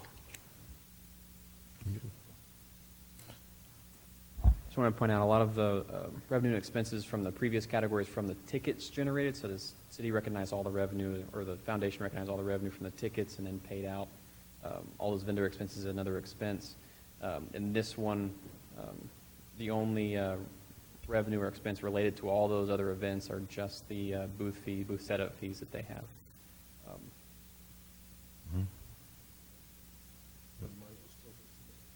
Yeah, so the money's still being spent. It's the same sort of deal, but it's not passing through the city. It's just on the vendors themselves. Anyone else? Thank you, guys. No? If the only fee for the vendors and such is their flat fee up front, Yes. and then they get to keep the, there's no additional fees, there's no splitting of profits, there's none of that? No, so without the ticket system, we can now charge the flat fee for them to just reserve their spot and be there for the event, and then they just keep all of their proceeds. What we did is we looked at what was revenue generated in the past for them, and what the foundation normally would have kept from that, and we stayed in line with that, maybe a little bit lower, but. So if there's upside, it's on them. They can make as much as they want to make. As much as they want to make, and then the I like food it. vendors versus the craft and business vendors are a little bit of a different fee because there's different revenues involved for them. Makes sense to me. Need to go buy myself a food truck. Mr. Crawford? Mary, have y'all maxed out on your number of vendors and food and crafts, all those things, or do you still have space? We do have space, absolutely. So but what we won't want to do is just put so many of them in there that we're just full and we're not utilizing the park correctly. So our 15 and 10, the numbers that we say, 15 business and 10 craft, that comfortably sets them inside of that sidewalk area under the trees. It's hot on the 4th of July. That's a great spot for them to be at. And it helps us to connect folks that are up at the top of the pavilion eating with the craft and the business vendors that are there, and then with the music as well, too. Thank you. Right, Mr. Edwards? I have one last question. Over the years since I've been here, it's always been a 3-day event. So typically, are you guys going to advertise that? Because it's almost game time here. And so are you guys going to advertise that on the signs that we typically put out somewhere, that it's going to be a 1-day event now? Yes, so I think the last 2 years, it's only been a day-and-a-half event. So we're just going to have to really promote that it's on the 4th of July. But promotion for that will start on Friday. We were waiting until we came to council tonight to get the final approval on everything. And then once that comes through, we'll start promoting Friday this week. All right, thank you very much. Sounds good. Look forward to the events as always. All right, we have several business items that we need to go through, and we're going to take these in the order that they are on the agenda. We do need to get through a couple of these items. We need to take care of some bond issues. All right, so let's begin. Discussion items. Item number 1, minutes. Approval of the minutes of the regular meeting of May 9th, 2017, and the special meeting of May 16, 2017. Is there a motion to approve the minutes? So move. Second. Motion for Mr. Edwards, second for Dr. Kaiser. Any other comments or questions from council? Hearing none, I'll call for a vote. Aye. Aye. Aye. Aye. Aye. 5 ayes and no nays. The motion carries. Item number 2, application for landmark or heritage neighborhood property designation, consideration or action approving a landmark property designation for 7720 Trainer Hill Road. Good evening. How are y'all? Good evening, Mr. Mayor, council members, and Mr. Kessel. My name is Channery Gould. I'm with the Planning and Community Development Department. I just wanted to give a quick introduction about, or a little background about the property that's nominated for landmark designation at Trainer Hale Road. The property is owned by Cibolo Creek Municipal Authority. CCMA owns approximately 130 acres, a little more than that. It's off Trainer Hale Road, just north of the I-10. You may recall earlier this year, a portion of that was petitioned by CCMA for voluntary annexation. Your council had rezoned the property public use district and annexed the property into the city's corporate limits. In 2015, and that was I should clarify, that was for the southern portion of the property owned by CCMA. The northern portion is comprised of about 70 acres, and that's also owned by CCMA. In 2015, that was also voluntarily petitioned by CCMA for annexation, and council had annexed and zoned the property public use district. So the structure that is being nominated, it is located on the northern portion of the property where CCMA intends to utilize that portion of the property to serve as a buffer for their South Schertz plant, which is going to be located on the southern portion. I had the pleasure of attending the site, visiting the site with some members of the Historical Preservation Committee and CCMA members, along with our Parks Director and Assistant Director, to visit the structure, and it was exciting to see it and learn about the history. So with that, I'd like to pass it on to Mr. Wirtz. Thank you. Ma'am? Thank you, Corrine. As you know, the Schertz Historical Preservation Committee has as one of its missions to identify and recognize those historic elements of the community which possess uniquely relevant features that help to form the city's cultural identity. To qualify as a Schertz landmark property, it must exhibit a certain degree of nostalgic, architectural, aesthetic, or symbolic attributes that could or would have an enduring impact on the community's cultural identity. Only City Council has the authority to designate properties as landmarks. To date, the Council has designated 25 properties in Guadalupe and Comal counties as landmarks and 2 neighborhoods as heritage neighborhoods. This evening, the committee brings 2 additional candidates for designation as landmark properties before the council for consideration.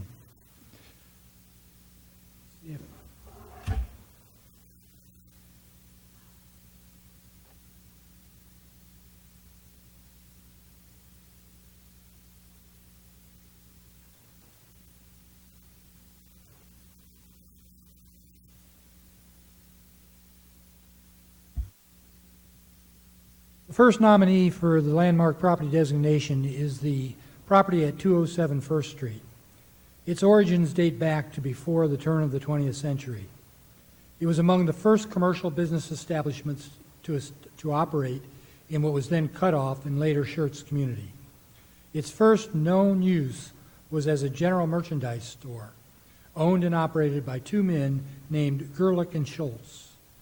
Gerlich himself was the postmaster here in Schertz from 1914 to 1938. The building was used for various purposes following its use as a community general store, and most recently serves from 1950 to 1970 as the Red and White Grocery, owned and operated by Elgin and Aaron Beck. Today, the building houses the Grapevine Community Church. Over its lifetime, the building has served as an essential component of development of economic and social structures for our community. Based upon its age and purposeful use as a community, the property is deserving of what we think should be a landmark designation. If, with your forbearance, we'll go right on to the other property since it's the next item on the agenda. The next nominee for designation is 7720 Trainer Hale Road. This is the building situated on land owned by, as was previously noted, Cibolo Creek Municipal Authority. Deed records reflect that that home was constructed in about 1852. Its ownership has passed through original settler families to include the Walworth and the Stapper families over the period from 1852 until 1954. CMA took ownership in 2014. The property sits on a small, gently sloping mesa overlooking a picturesque landscape in nearly every direction. Here you see the picture of the home.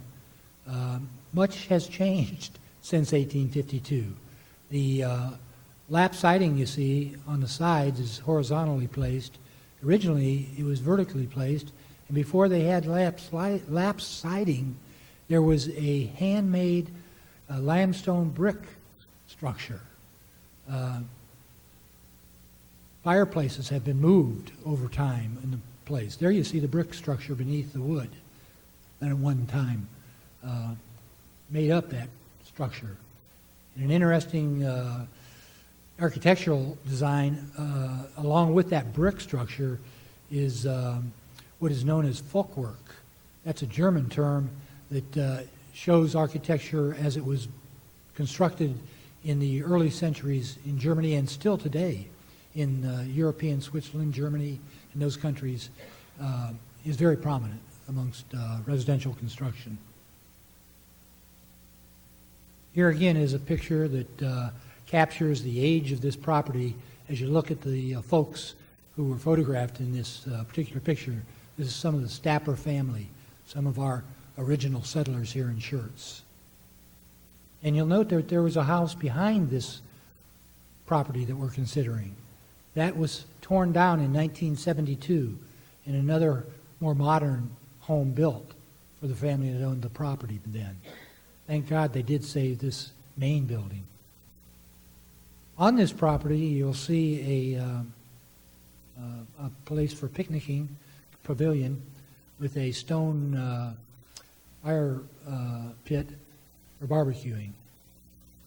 Of course, every old place has an outhouse, and this is no exception. But the reason for the photograph here is to give you a perspective of the view that you have out over the horizon there. And probably 120, 150 yards out is Cibolo Creek. Now, it's not the Cibolo Creek we know as we pass by Highway 35. This is a flowing, clean water creek, real recreational potential on this part of the creek because it has as its source of water from the waste disposal plant, which has purified the water as it pumps it out into the creek. North of there. Here again is another picture of the landscape looking to the south. There are two ponds on this property, and as was said, it's a buffer property it will be a buffer property between the two waste disposal plants. And here again is some of the landscape. The committee has approved presenting both of these properties to you for approval and designation as landmark properties. We believe that the properties, because of their age and their history, warrant being designated as landmark properties. That latter property at 7720 might someday make a beautiful, beautiful city park. Absolutely. With that, we ask for your approval for these two properties. Very good. I need to read item number 3, application for landmark or heritage neighborhood property designation, consideration or action approving a landmark property designation for 207 First Street. So we have both item number 2 and item number 3 laid out. Council, questions for Mr. Wirtz? Mr. Mayor, I'd like to make a motion that we approve the items as presented. Second. I have a motion from Mr. Edwards, a second from Dr. Kaiser. Any other comments or questions from council? I will say, great job, Dean. Great job. And I didn't even know that property out on Trainer Hale existed. That is a fantastic, fantastic piece of architecture. And we probably need staff at some point to get together with CCMA and talk about what we can do to preserve that, what we can do to look at what the future looks like for that. That's just, 1850s. That's extraordinary that we have that much of a treasure within our city limits. So thank you. Be the oldest property we know of in this city. Absolutely. That is fantastic. So I do have a motion and a second. Any other comments or questions from council? I'll call for a vote. Aye. Aye. Aye. Aye. Aye. 5 ayes and no nays. The motion carries. Thank you, Council. Thank you all for your work once again. Excellent. Excellent. All right, we have a bit more business before us this evening. Item number 4, Ordinance 17B16. And it's always a lot of fun for me to read these captions for bonds. So let me take a deep breath and I'll read through the caption. An ordinance authorizing the issuance of City of Schertz, Texas Combination Tax and Limited Pledge Revenue Certificates of Obligation, Series 2017, providing for the payment of said certificates by the levy of an ad valorem tax upon all taxable property within the city, and further securing said certificates by a lien on and pledge of the pledged revenues of the system, providing the terms and conditions of said certificates, and resolving other matters incident and relating to the issuance, payment, security, sale, and delivery of said certificates, including the approval and distribution of an official statement pertaining thereto, authorizing the execution of a paying agent registrar agreement and an official bid form complying with the requirements of the letter of representations previously executed with the depository trust company, authorizing the execution of any necessary engagement agreements with the city's financial advisors and or bond counsel, and providing an effective date. So I'm going to go ahead and read the second ordinance as well because these are related. I'll lay them both out and then we can cover them as we need to. Item number 5, Ordinance 17B17, an ordinance authorizing the issuance of City of Schertz, Texas General Obligation Bonds, Series 2017, levying a continuing direct annual ad valorem tax within limitations prescribed by law for the payment of the bonds, prescribing the form, terms, conditions, and resolving other matters incident related to the issuance, sale, and delivery of the bonds, including the approval and distribution of an official statement pertaining thereto, authorizing the execution of a paying agent registrar agreement and an official bid form complying with the provisions of the depository trust company's letter of representations, authorizing the execution of any necessary engagement agreements with the city's financial advisors and or bond counsel, and providing for an effective date. So we'll take Ordinance 17B16 first and Ordinance 17B17 second, and I can catch my breath in between. Mr. Walters. All right, good evening. This morning we had the bids come in for our 2 bond issuances. They came in very well, and we're very pleased with the results. We're going to pass out the results of those bids now, and I will invite Andrew Friedman up from Samco to tell you more about them and the recommending top bid. Very good. Good evening, Mr. Good evening, Mayor, sir. council members. My name is Andrew Friedman with Samco Capital Markets. This is Mark McCliney and my associate, Devin Whitlock, who's passing out the results of these bids for us to review. You have in your council memorandum for each of these items the use of the funds. If you remember back roughly 6 weeks ago, authorizing a notice of intention resolution to issue these certificates of obligation that authorized staff and consultants to begin the process to issue these certificates of obligation. The first step in that process was publication of that notice of intention, where we outlined what the use of these proceeds would be for, as well as the not-to-exceed amount of this issuance, which was set at $5.6 million. We put each of these issues out for competitive bid. I'll review the stapled packet that's heading Schertz, $5.6 million, combination tax and limited pledge revenue certificates of obligations first, and then we'll review the general obligation bonds. You can see, and I apologize for the small type on this page, we received bids from 5 different investment firms throughout the country. The low bid came from Robert W. Baird and Company at a TIC, and what the TIC is the true interest cost. And that's roughly the average interest rate for this 20-year loan. It looks at the coupons and yields for each of those maturities over 20 years, weighted against the amount of bonds that we're going to be paying back in each of those 20 years to come up with what I'll call an average interest rate. The low TIC, 2.62%. I think when we had been going through the planning process for this, we had been using an assumed interest rate, a conservative interest rate of 3% or 3.25%. So we're very, very pleased with the result. That means that through the planning process, we were anticipating having higher annual principal and interest payments than we were actually going to incur. We're going to pay less interest over the course of these 20 years.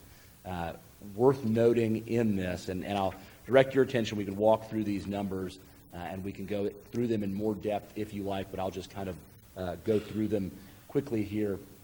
we're going to issue, looking at page 1, sources and uses of funds, $5,475,000 in bonds. We're going to put the full $5.6 million into the project fund. That $5.6 million is broken out. $550,000 of this full issuance will be used to fund the purchase of ambulances. That $550,000 will be amortized over 5 years, which is roughly the useful life of those assets. $950,000 will be amortized over 7 years, and that's for the purchase of a fire truck. The remaining portion of this $4.1 million CO will be amortized over the full 20 years, and that is for the various road and drainage improvements that we're making, as well as various repairs to buildings in our municipal complex.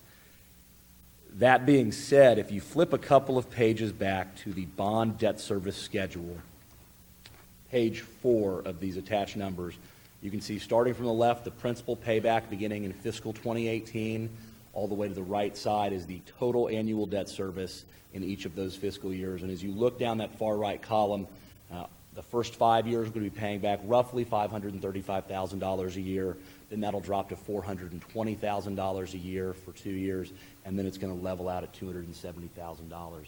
Again, we've matched the payback of our debt with the useful life of the assets that we're amortizing over a shorter period.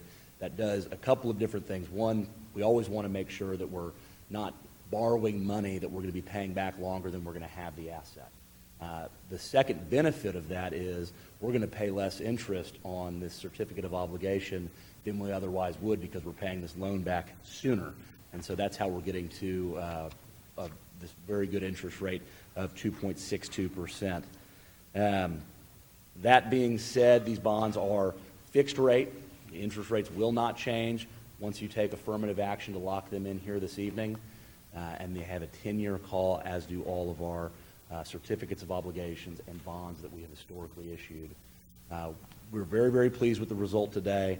We had another issuer, Town of Trophy Club, up in the Dallas Metroplex, also a AA plus credit, a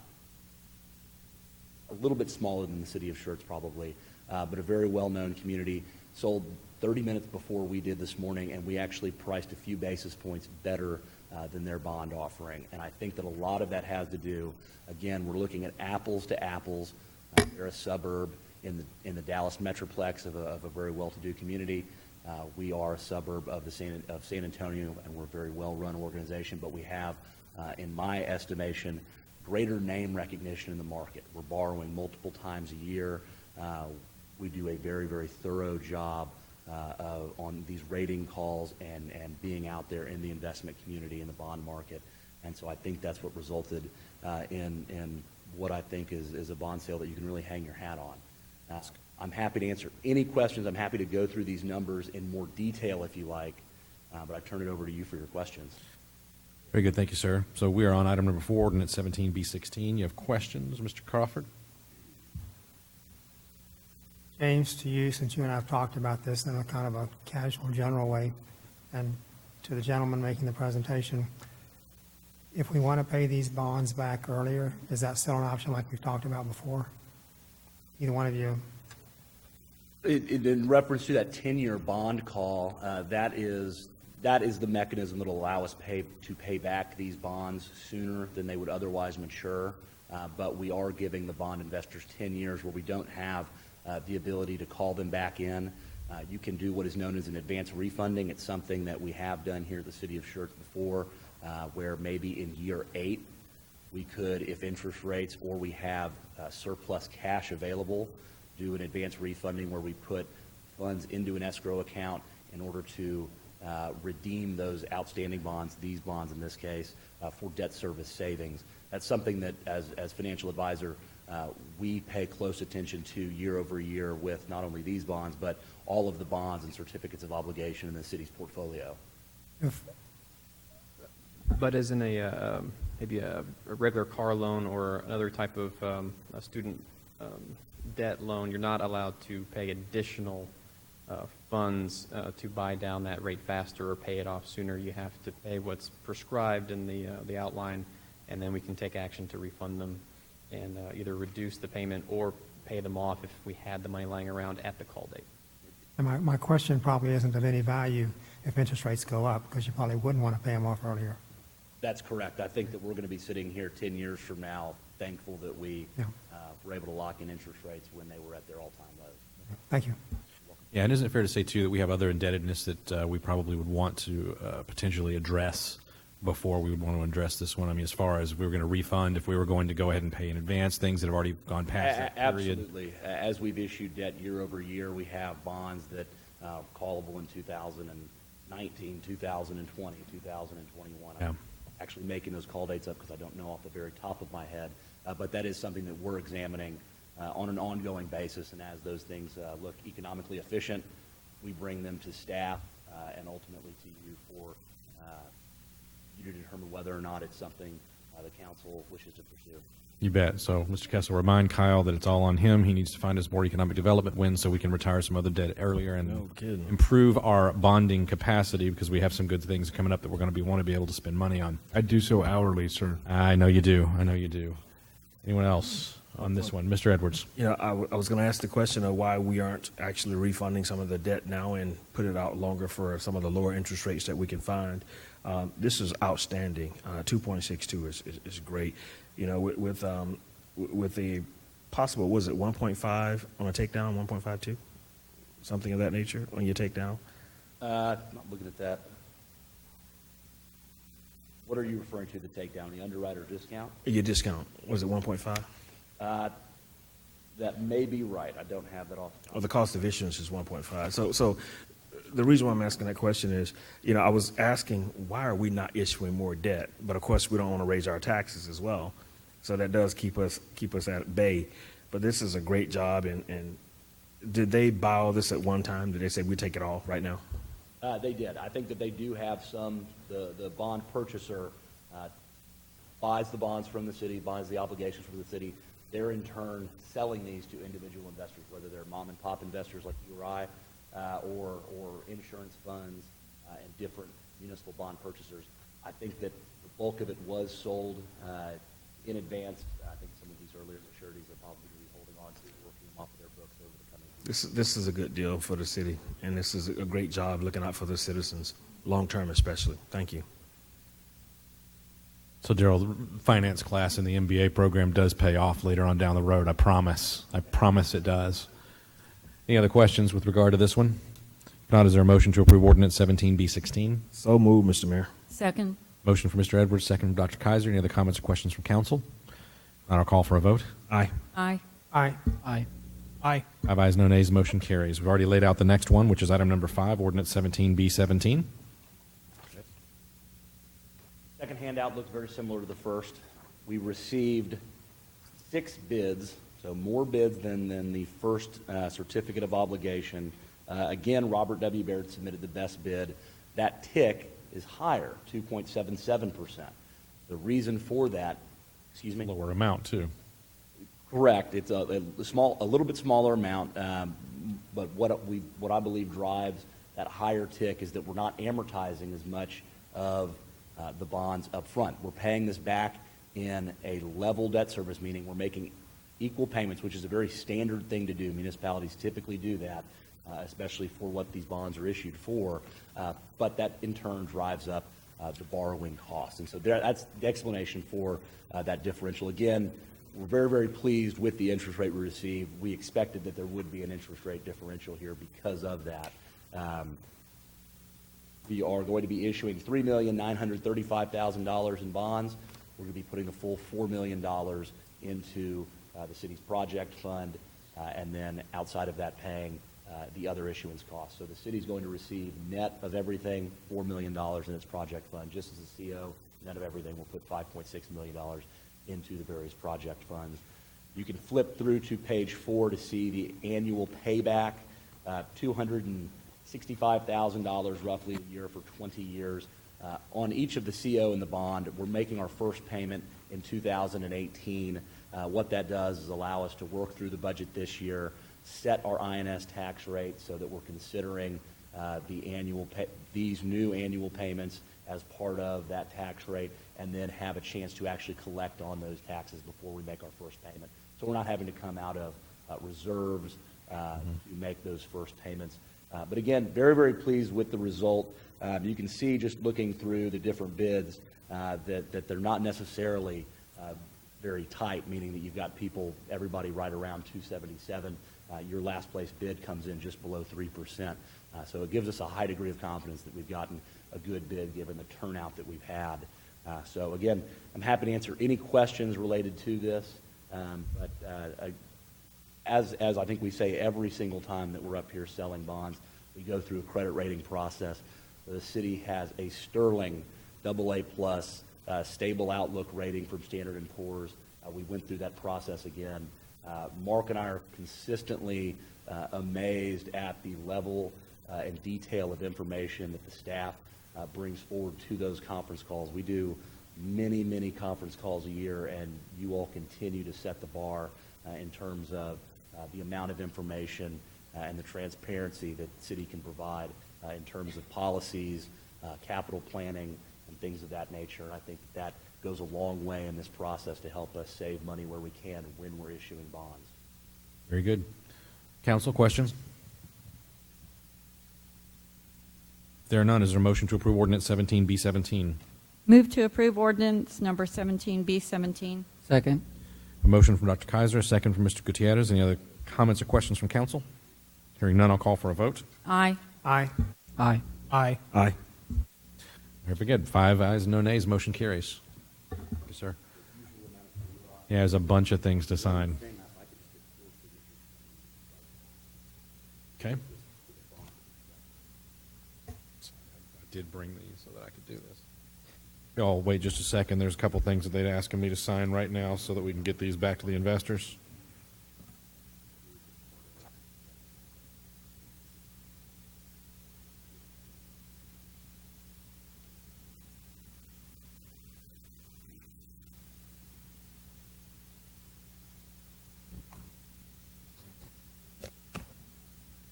Thank you, sir. Very good. And I'd like to thank Development Services and the Economic Development team for helping us put together all that information in the bond rating calls that got us to that fantastic rate and kept it for the second year. So we not only did we get it last year, but we held on to it for another year. Yeah, the team has done a great job over the last several years helping us maintain not only the momentum of having our bond rating improve and bettered by the rating agencies, but the continued confidence given to us by the rating agencies in their evaluations. So very well done. Very well done. All right, the next item I have on the agenda this evening is Resolution 17R28, a resolution by the City Council of the City of Schertz, Texas, authorizing the city manager to enter into an agreement with Schertz 1518 Limited to purchase approximately 5.3 acres of land for the construction of Fire Station Number 3. Mr. Waite. Good evening, Mayor and members of council. Back on February 7th, we came out to council and received permission to negotiate for some land located at approximately 450 feet east of the intersection of Hollering Vine and Lower Seguin Road for the placement of Fire Station Number 3. At that time, we said we would come back once we had negotiated on that for you to approve the deal and for us to move forward. Kind of a sample layout of what we think it'll look somewhat like down there on that land. And you can see the Hollering Vine road over here. Here's Lower Seguin. We're on the north side, or the Randolph Air Force Base side of Lower Seguin Road.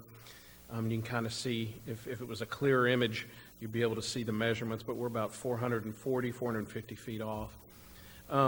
Once council approves this agreement, we will enter into a relatively short due diligence period where the seller will do a boundary survey, and then we will get in there and do the surveys we need to finish up the price of the station, as well as to assure that the land is appropriate. We'll be entering into, we'll put down $1,000 of earnest money as soon as this is approved tonight, and then we'll make the deal complete once the survey is complete and the land has been, the dirt has been appropriately determined that we can set a fire station on top of it without too much difficulty. What we're going to actually purchase, however, we've done a couple of things. What we're actually going to be purchasing in the agreement is 5.3 acres of land. Originally, we were going to purchase 4.5 acres, and then the developer or the seller was going to dedicate the right-of-way off of that property to the city. This is going to be integral into the crossbind development, and on Lower Seguin Road, they're dedicating the entire amount of right-of-way on the north side, which is going to be approximately 50 feet of right-of-way. And so we were moving forward with that inclination. We were going to buy 4.5 acres at $2.88 per square foot. However, we discovered that our own internal procedures require that if somebody sells land under 5 acres, the seller has to plat that. And if somebody sells land over 5 acres, the buyer can plat it. And to move things quicker through the process so that we can get out there and start building the station sooner rather than later, it was going to be more expeditious for us to buy over 5 acres, and then we'd be able, by our own policy, to be able to plat that ourselves and then move forward with the construction process. So the overall purchase price will be approximately, and it's approximate because we don't have a boundary survey completely set out there, but it'll be approximately $564,000, and that is the math of $2.88 per square foot for 4.5 acres. We will receive 5.3 acres, of which about 0.08 acres will be dedicated right away for the eventual widening of Lower Seguin Road. And the funds for this land purchase will be coming from bonds approved by the voters for the building of Fire Station number 3. Very good, sir. We buy 4.5 acres, we'll kick ourselves for not buying more. We buy 5.3, we're still going to be kicking ourselves for not buying more down the road, so I get it. Questions for Mr. Waite? There are no questions. Is there a motion to approve Resolution 17R28? Mr. Gutierrez? So moved, Mr. Second. I have a motion and a second. Comments and questions for council? Mr. Gutierrez, you had something? I do. Oh, Mr. Crawford, please. It won't affect the motion or anything. No, go ahead.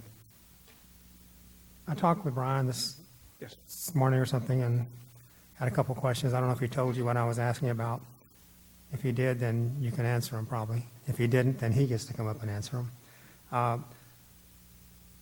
One of the questions I asked about was earlier today was, I'm presuming this is not in the floodplain.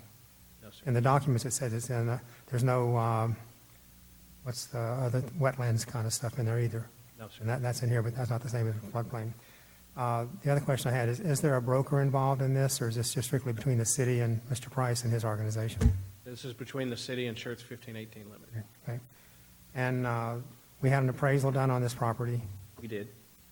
and And that's where we came up with the $2.88 per square foot. can you tell me who did the appraisal, just out of curiosity? Not remember the name. CBRN. EDR? CBRE, pardon me. It's a firm that our economic development folks had used on numerous. What's it called? PRN? CBRE. CBRN? CBRE, they're a national, maybe even be international firm, very well known, recognized in commercial office and other type of real estate development and management. Those are just more curiosity questions than anything, but the ones I asked Brian were specifically, he was making sure my memory was right. Originally, didn't Mr. Price originally said he was going to donate some land for a fire station? And that's a correct statement, isn't it? So when the development was first started, there was an agreement for them to donate land, and at that time, in the original agreement, to actually build a fire station. And that was before, and that was, I believe, still Schertz 1518 Limited, but before they ran into financial issues after getting Sedona started. Right. And before Mr. Price came in and took over and redeveloped it with the city as Crossfire. So do we stand now that he did donate land to the city at this? He did, down at the lower arrow. I put this picture up there, that lower arrow, which is the corner of File and Ware Seguin Road. On the north side of the road, right where those two roads intersect, there's 3 acres there that have been deeded over to the city. That was deeded over to the city in 2008. Do we get to keep that? We do. It's not a part of this agreement. And also, I've reviewed the deed. There are no restrictions on that either. So we have sent a communication to Mr. Price, but I would suspect as long as it doesn't detract from what he's trying to do with his development down there, that we could probably use that land for whatever we desire to use it for. The fire chief, who's in the back room right now being held down because he wanted to come out here and say something, he can come out here. It wanted me to make sure everybody realizes that in the future, when we get past Fire Station 4 and 5, and we're talking Fire Station 6 or 7, and the densities are greater down here, that is still probably going to be a decent location for a future substation for the fire department. as our city continues to grow 15, 20, 25 years down the road. So our intent is to hold on to that.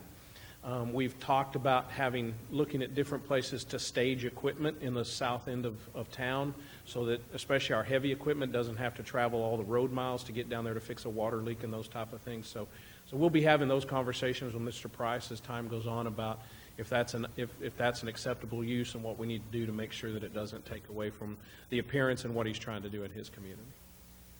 I'm going to make a humorous comment for the fire chief. He should talk to Mr. James, because Mr. James was saying maybe Public Works could use that land to park things out there. And I made a comment that maybe we should have a fire station out there, and fire station 5 or 6, whatever the number is. I want to make sure on the record that land is the city of Schertz and has no encumbrances on its use, because we're spending $560,000+ to buy 5 acres, basically, with the easements. And we were given some land as part of the agreements that were made for the PDD to be put together and approved by P&Z, City Council, and everybody else. And I hate to think we'd be paying $564,000 for a piece of land when we had a piece of land and we need to have some kind of economic value as a trade for that, so to speak. I have no problem with the project or what you're saying. I just want to make sure that it's very clear that we still own that land. It's our land with no encumbrances with respect to use, so that we can do whatever is right for this city in 5 or 10 years, whether it's a fire station or something else. It is a trade-off in dollars today. And we can have the city attorney review that deed. I'm not an attorney. I don't even really like to play one on TV, so I can have him review that just to make sure. But from my cursory review, the land is ours. It was deeded over to us. It reflects as ours, and there are no there is nothing within that deed that I've been able to find that say it has a dedicated purpose. So it was just 3 acres of land deeded over to the city in 2008. I would like to have some kind of assurance in this document tonight that makes sure what I'm asking is in fact the true case, but not to delay the project down the road. So that's my major concern. Okay. Is that we didn't get something and then it gets taken back because we didn't use it, and we're paying for what we really wanted in the first place. I'm not complaining about not building the fire station. That's a separate issue that's beyond my control. But I do have an issue about the use of the land. Okay. Mr. Mayor? Good. Okay. Mr. Edwards? I think those 3 acres that we have out there, we might want to add to those now while we have the opportunity before it gets too dense. So I'm not going to go into greater detail because we have a city attorney that will stop me, of course, but we may want to consider adding to that while we have an opportunity, those 3 acres that were dedicated to us. Sounds like fodder for another agenda item on another day. We will probably talk about that. Mr. Mayor? Yes, sir. Since we already have a motion and a second, how do I make my concern can it be included, or how do we do that, or can we? Well, certainly all of your commentary will be in the minutes as recorded by the secretary. Thank you. She pretty much reduces everything to writing and doesn't miss much. She started smiling. Yeah. And we have a video too, so you could always memorialize it by having a copy of the video given to you, and you always have that in your hand as well. I've done that once or twice. All right, so I do have a motion and a second. I didn't. Did I not say? I believe the motion was made by Mr. Edwards and seconded by Dr. Kaiser, or did I have that reversed? I have it correct? That's good. Glad to hear it. My brain is not gone yet. I'll call for a vote. Aye. Aye. Aye. Aye. Aye. 5 ayes and no nays. The motion carries. Very good. Next item is item number 7. Resolution 17R33, a resolution by the City Council of the City of Schertz, Texas, authorizing the city manager to enter an agreement with Ford Engineering Incorporated for design, bid, and construction phase engineering services for the FM 1103 water and wastewater facilities relocation project in advance of the TxDOT FM 1103 road widening project and other matters in connection therewith. Evening, Ms. Woodley. How are you? Good evening, Mayor, Council, Mr. Kessel.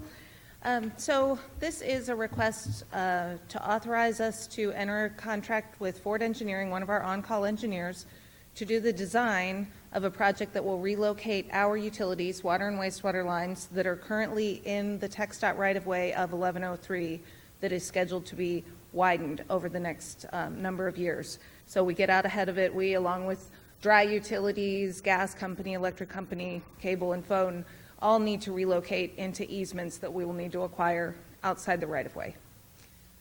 So Any questions?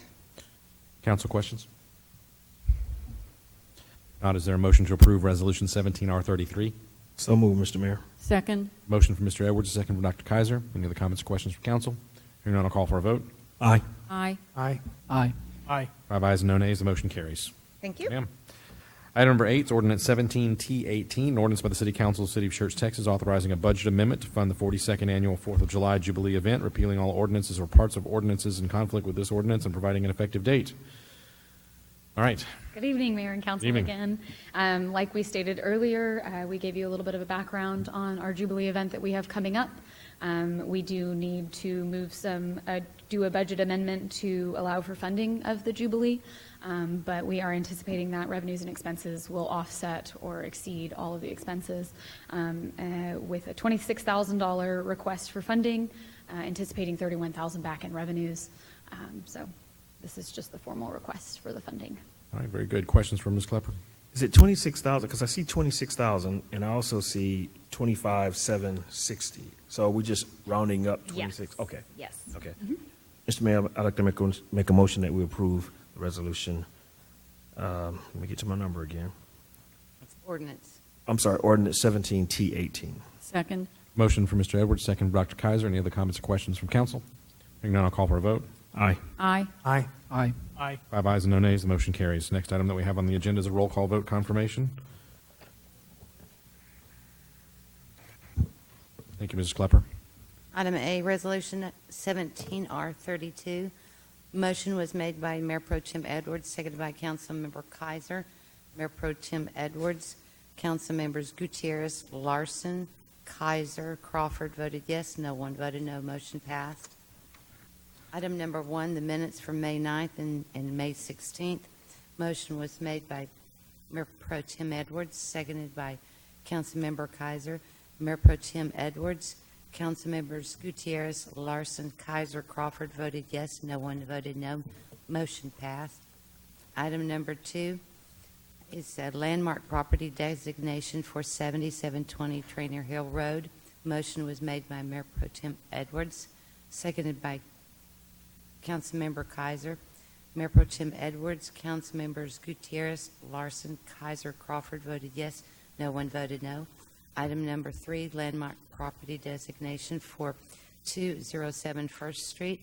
Motion was made by Mayor Pro Tem Edwards, seconded by Councilmember Kaiser. Mayor Pro Tem Edwards, Councilmembers Gutierrez, Larson, Kaiser, Crawford voted yes, no one voted no.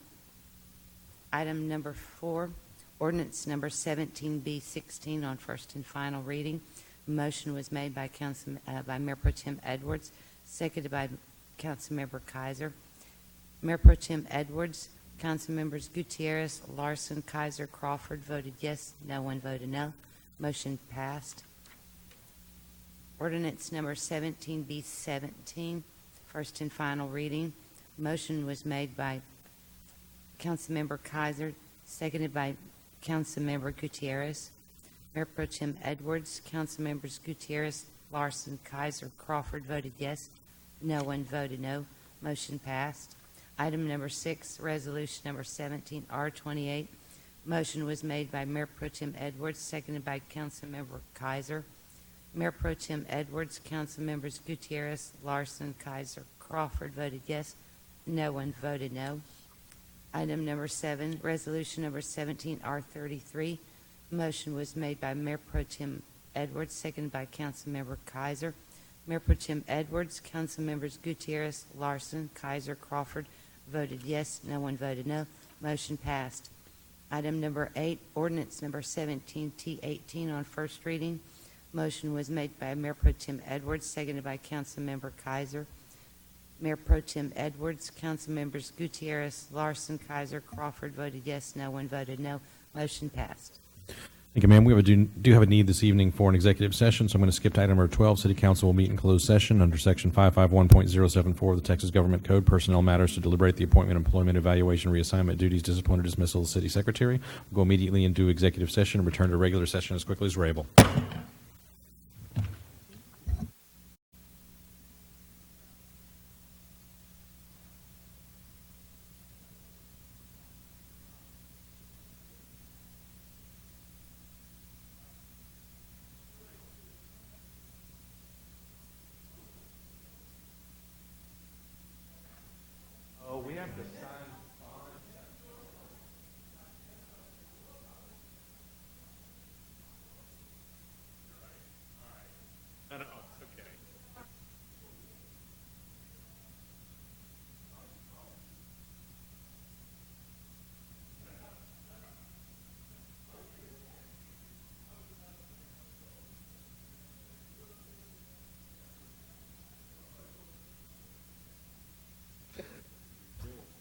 All right, I show 9:09, and we're returning to open session. There are no actions required based on the executive session or closed session that we just held. So we'll move on to item number 9, announcements by the city manager. Mr. Kessel, do you have anything this evening? No? Okay. Item number 10, any request for agenda items to be placed on future agendas? Mr. Larson? I was hoping we could get an agenda item that could go over our bid process for posting out bids for different kind of jobs, and that would include just a summary of where we post our bids, how we advertise our bids, what kind of a response rate we're getting on those, just kind of a general overview of the policy, procedures, and effectiveness of what we currently have in place. Good. I would suggest that our council member would meet with our city manager about that versus putting that on the agenda, unless other people have issues with that as well. Because the bid process is a process that's supposed to be a public process, I think that it's germane to have that discussed openly in public so the community can be aware of the process as well. I think it can be helpful. We'd be happy to. Yeah, I'm sure our HR team can make sure we don't disclose anything that would put us at a competitive disadvantage. Okay. Anyone else? And then I'll move on to item number 11, announcements by the mayor and council members. I'll start with Mayor Pro Tem Edwards. Nothing, Mr. Mayor. Very good. Mr. Crawford? Two things. One, the parks tour on Friday afternoon and Saturday morning. That was interesting for sure. There were about 4 parks I didn't know we had, at least. I'm not sure I want to know we have them either, but because they need, the whole purpose of the tour was to show us how things were today, not to try to showcase anything or hide the things that need to be fixed. But it was nice to see some things that I hadn't seen before. The other thing, I told Mr. Zeck at the beginning of this meeting, I just woke him up, I'm kidding, that I enjoyed the hog wild participation yesterday. There were some things, there were some programs. It's kind of like the APA thing where they give you 1-hour classes. I think it was 2 in the morning and 3 in the afternoon. And they were worth listening to because they had very good speakers. And there were at least 3 choices for each hour, which gave us all I think Ralph and I went to one of them that was the same, but not all of them. But I thank you all for that. I thank the city and the law firm. Thank you. Thank you, sir. Mr. Gutierrez? Yeah, I have a couple of items. Again, Charlie, thanks. It was very informative. Yours was very entertaining also, so thank you. I also went on the parks tour, and it provided a great insight regarding the 28 parks we have in Schertz. Although each is unique in nature, it is a challenge for the Parks and Recreation team. Kudos to Chuck and his team. Another item is about a week and a half ago, I had the privilege of attending the San Antonio Manufacturers Expo at the Freedom Coliseum. A special thanks to Patty and Jennifer for allowing me to linger around the booth and introducing me to our local manufacturers. What I noticed is the Schertz Economic Development team was there present and supporting our local manufacturers. These businesses were delighted that we showed that the city of Schertz provided that support. And I also noticed that other businesses took notice, and some indicated they will be considering Schertz during a relocation or expansion. So kudos to the team. It really did help, and hopefully we can get some of those manufacturers here in Schertz. That's all I have. Very good. Mr. Larson? I just want to thank the city staff for cleaning our beautiful signs. I think if you drive down Schertz Parkway, especially the library sign, you'll notice it's a very large improvement, and they look as good as new almost. So thank you. Very good. Dr. Kaiser? Yeah, I just wanted to send out prayers to the family and friends of Scott Deem, the firefighter that was killed in the line of duty. I think it's a reminder how the first responders everywhere put their lives on the line each and every day. And, you know, we were able to see how EMS was able to save lives tonight. But, you know, that was a really, you know, for me, having gotten to know so many of the people in the city, the first responders, just how dangerous those jobs can be. Indeed. Mr. Crawford, certainly. Several of us went to the unquote unveiling of the mural at Rickwell Park Pool today. I definitely enjoyed what I saw. I saw it on the Parks tour, but it was nice to see people there and meet the lady that did the work. I hope there's some more of that can be done in the city. I'm not sure we have places for it that are big enough necessarily, but I thought it was very well done. Very good. We are winding down the current legislative session, just a week away or thereabouts. Thank goodness. Actually less than a week away, about a week away. But I did want to share one comment with you guys today that bodes well for us as municipalities, and probably not a lot more bills that are controversial in any manner that are going to come out of the legislature. Today, the House was so exasperated with the Senate at the number of bills that have been passed by the House, sent over to the Senate. 21 different House members have multiple bills sitting over in the Senate that the Senate has not even bothered to send to committee. And so the House got rather raucous today, started a bit of a chant and some yelling, and the Speaker, of course, was standing there with a little grin on his face saying, "The House will come to order. House will come to order."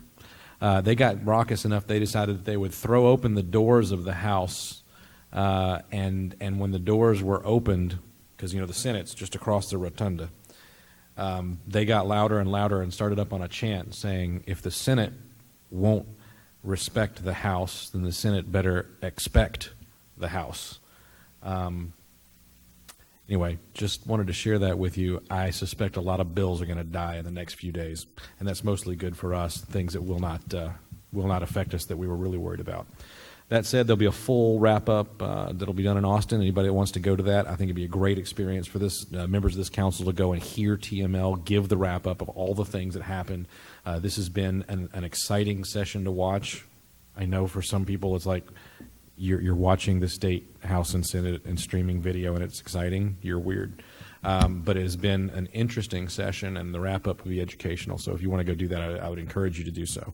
That said, I don't have anything else. Mr. Edwards? Don't forget about tomorrow night.